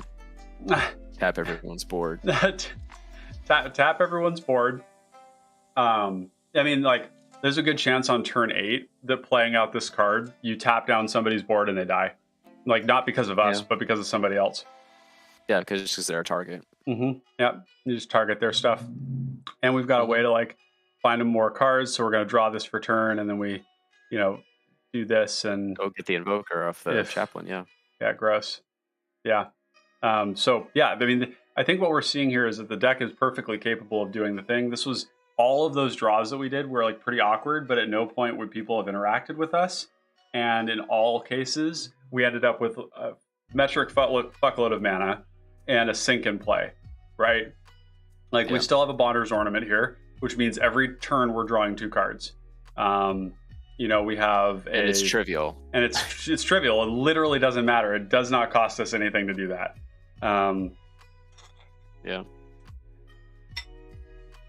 This is very sick. Very sick. Yeah, it's cool. There's a lot of cool stuff to explore. Yeah. Well, I think that we're reaching the end of this here, I'm gonna drop you in as a co-author here. Sure. You are just Dear Readers. Dear Reader. Yeah, there we go. Yep. Dear Reader, and then we'll enable editing on that. So that'll come up in your notifications up here, and you'll see a co-author request. Yeah, I'll just take care of it now. Yeah. So that'll allow you to make changes to either if there's a primer ever or to the actual cards in the deck. I'm actually pretty stoked on this. I think I like the political elements of it. There's a lot of powerful interactions here. It's big mana, big sinks, lots of great recursion that's super flexible, and a lot of utility without taking huge responsibility for like what's happening on the board. We're largely kind of looking to other people and saying like, that looks like a you problem. And look, when you do that, like there's a certain percentage of games where you just die because people cannot handle the them problems, you know. But that's the thing about a lot of like really innovative decks, I think, in the space is that like you kind of have to ride that line between consistency and variance. Yeah.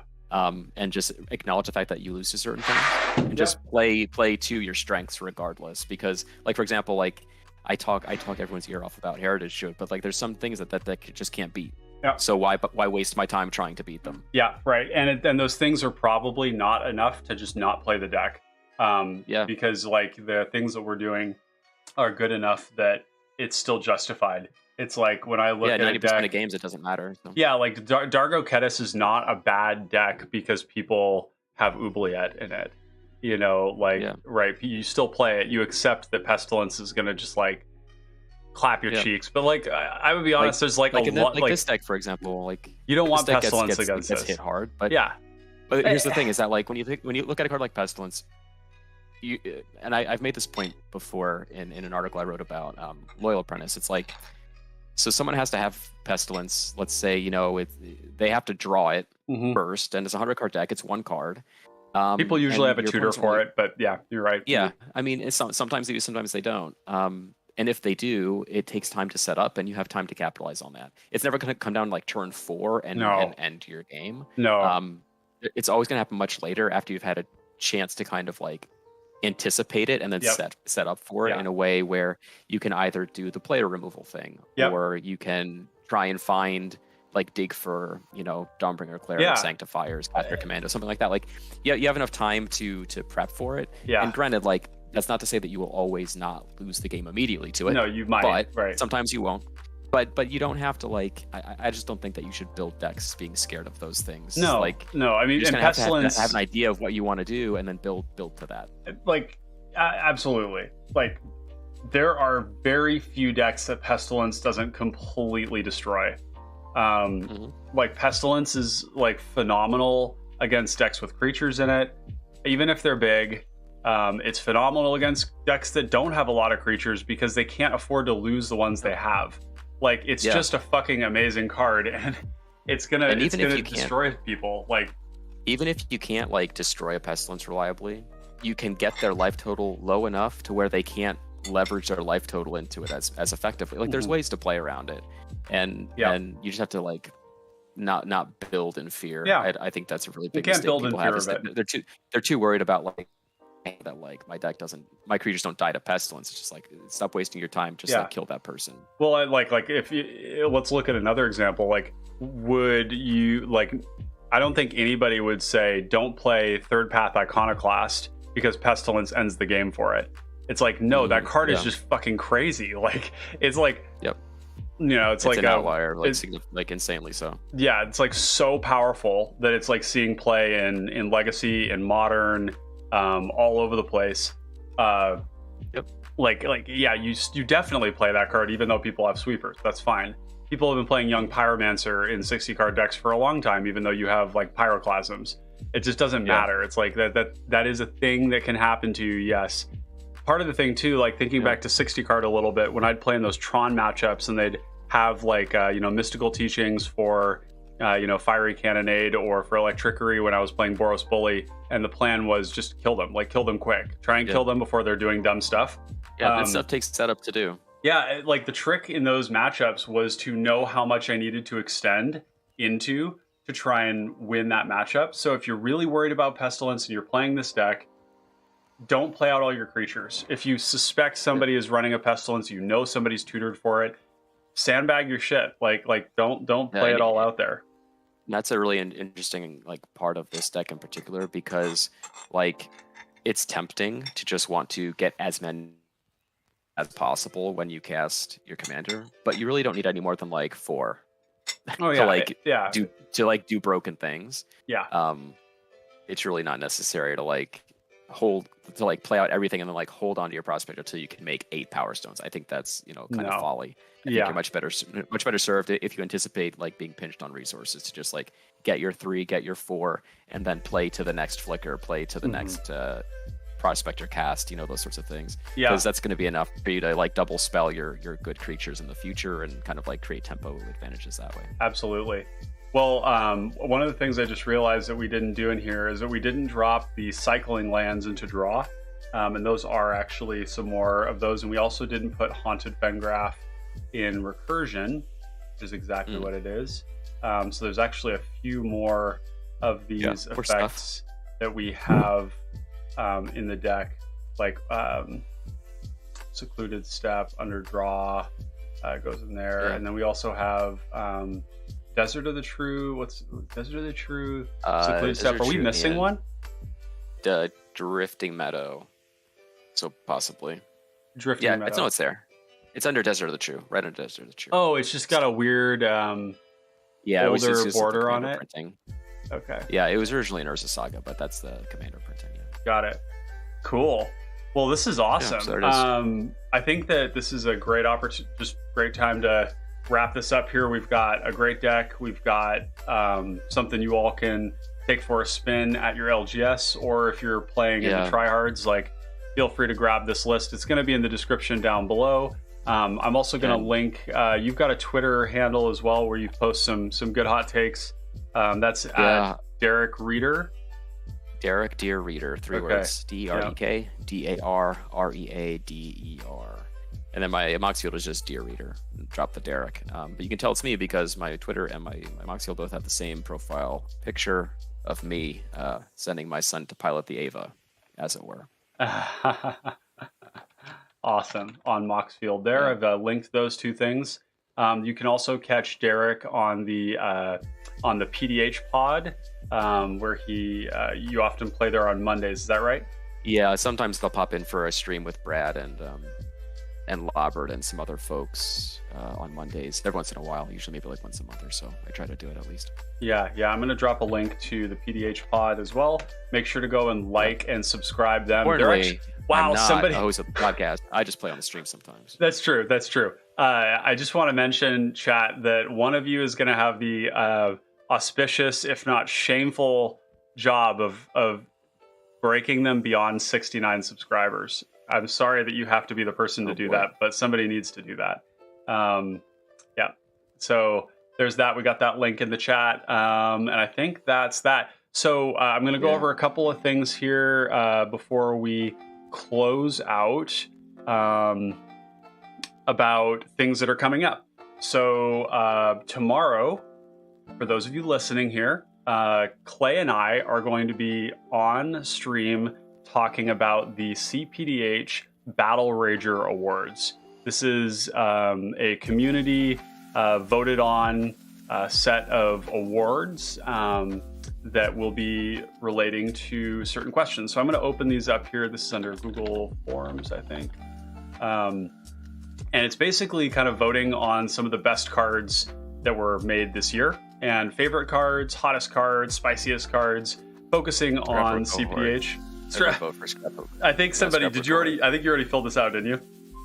I haven't actually. Okay, cool. Because somebody already put Scrapwork cohort in there. Good. So I'm going to pull this up right here, folks. We'd love to get some more of you on this here. I'm going to put out a link, another link on this. So before we are done with this stream here, go fill out your responses to the cPDH Battle Rager Awards. We have cards like hottest card, hottest new keyword, new commander, downshifts 99, and then Clay and I are going to come in. We're also going to give some of our responses about what we think made it and some of the things that got close. And Seb, you are totally correct. That is indeed Thimbledorf Puent in all of his Battle Rager glory. I had to call it the Battle Rager Awards because Thimbledorf Puent from the Forgotten Realms series is just an amazing character. And it's exactly what the card is. So if we go to Scryfall here and go Battle Rager, like that right there, that's Thimbledorf Puent.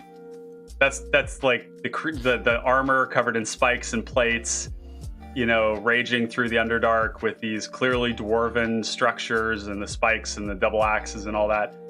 So anyways, we had to call it the Battle Rager Award. There was no other choice. So yeah, get your votes in. You have till tomorrow to get those in. The stream is going to be at 5 o'clock. We're going to go 5 till 7. It's going to be a great time, kind of an end of the year celebration, if you will, of how much this format has grown. I mean, this deck that we just worked on here is a great example of how much the format has grown. That we're looking at a card like this and saying, like, yeah, this is something that we would, reasonably play in cPDH. Yeah. The format's just gotten absolutely juiced with so many good commander options, but also just like a ton of really playable stuff in the 99. Much more dynamic cards being printed all the time. So yeah, go make your voice heard. Put some stuff there. We've also got a couple of other things coming up here too. Going back to this here, we have, if we go in here, I'm going to be filling out this section of the site here soon with a lot more of our upcoming streams. We've got a rodent of unusual size coming up on, let's see, is that the 9th, which is Monday, and next Monday from now. That's going to be Ravenous Squirrel.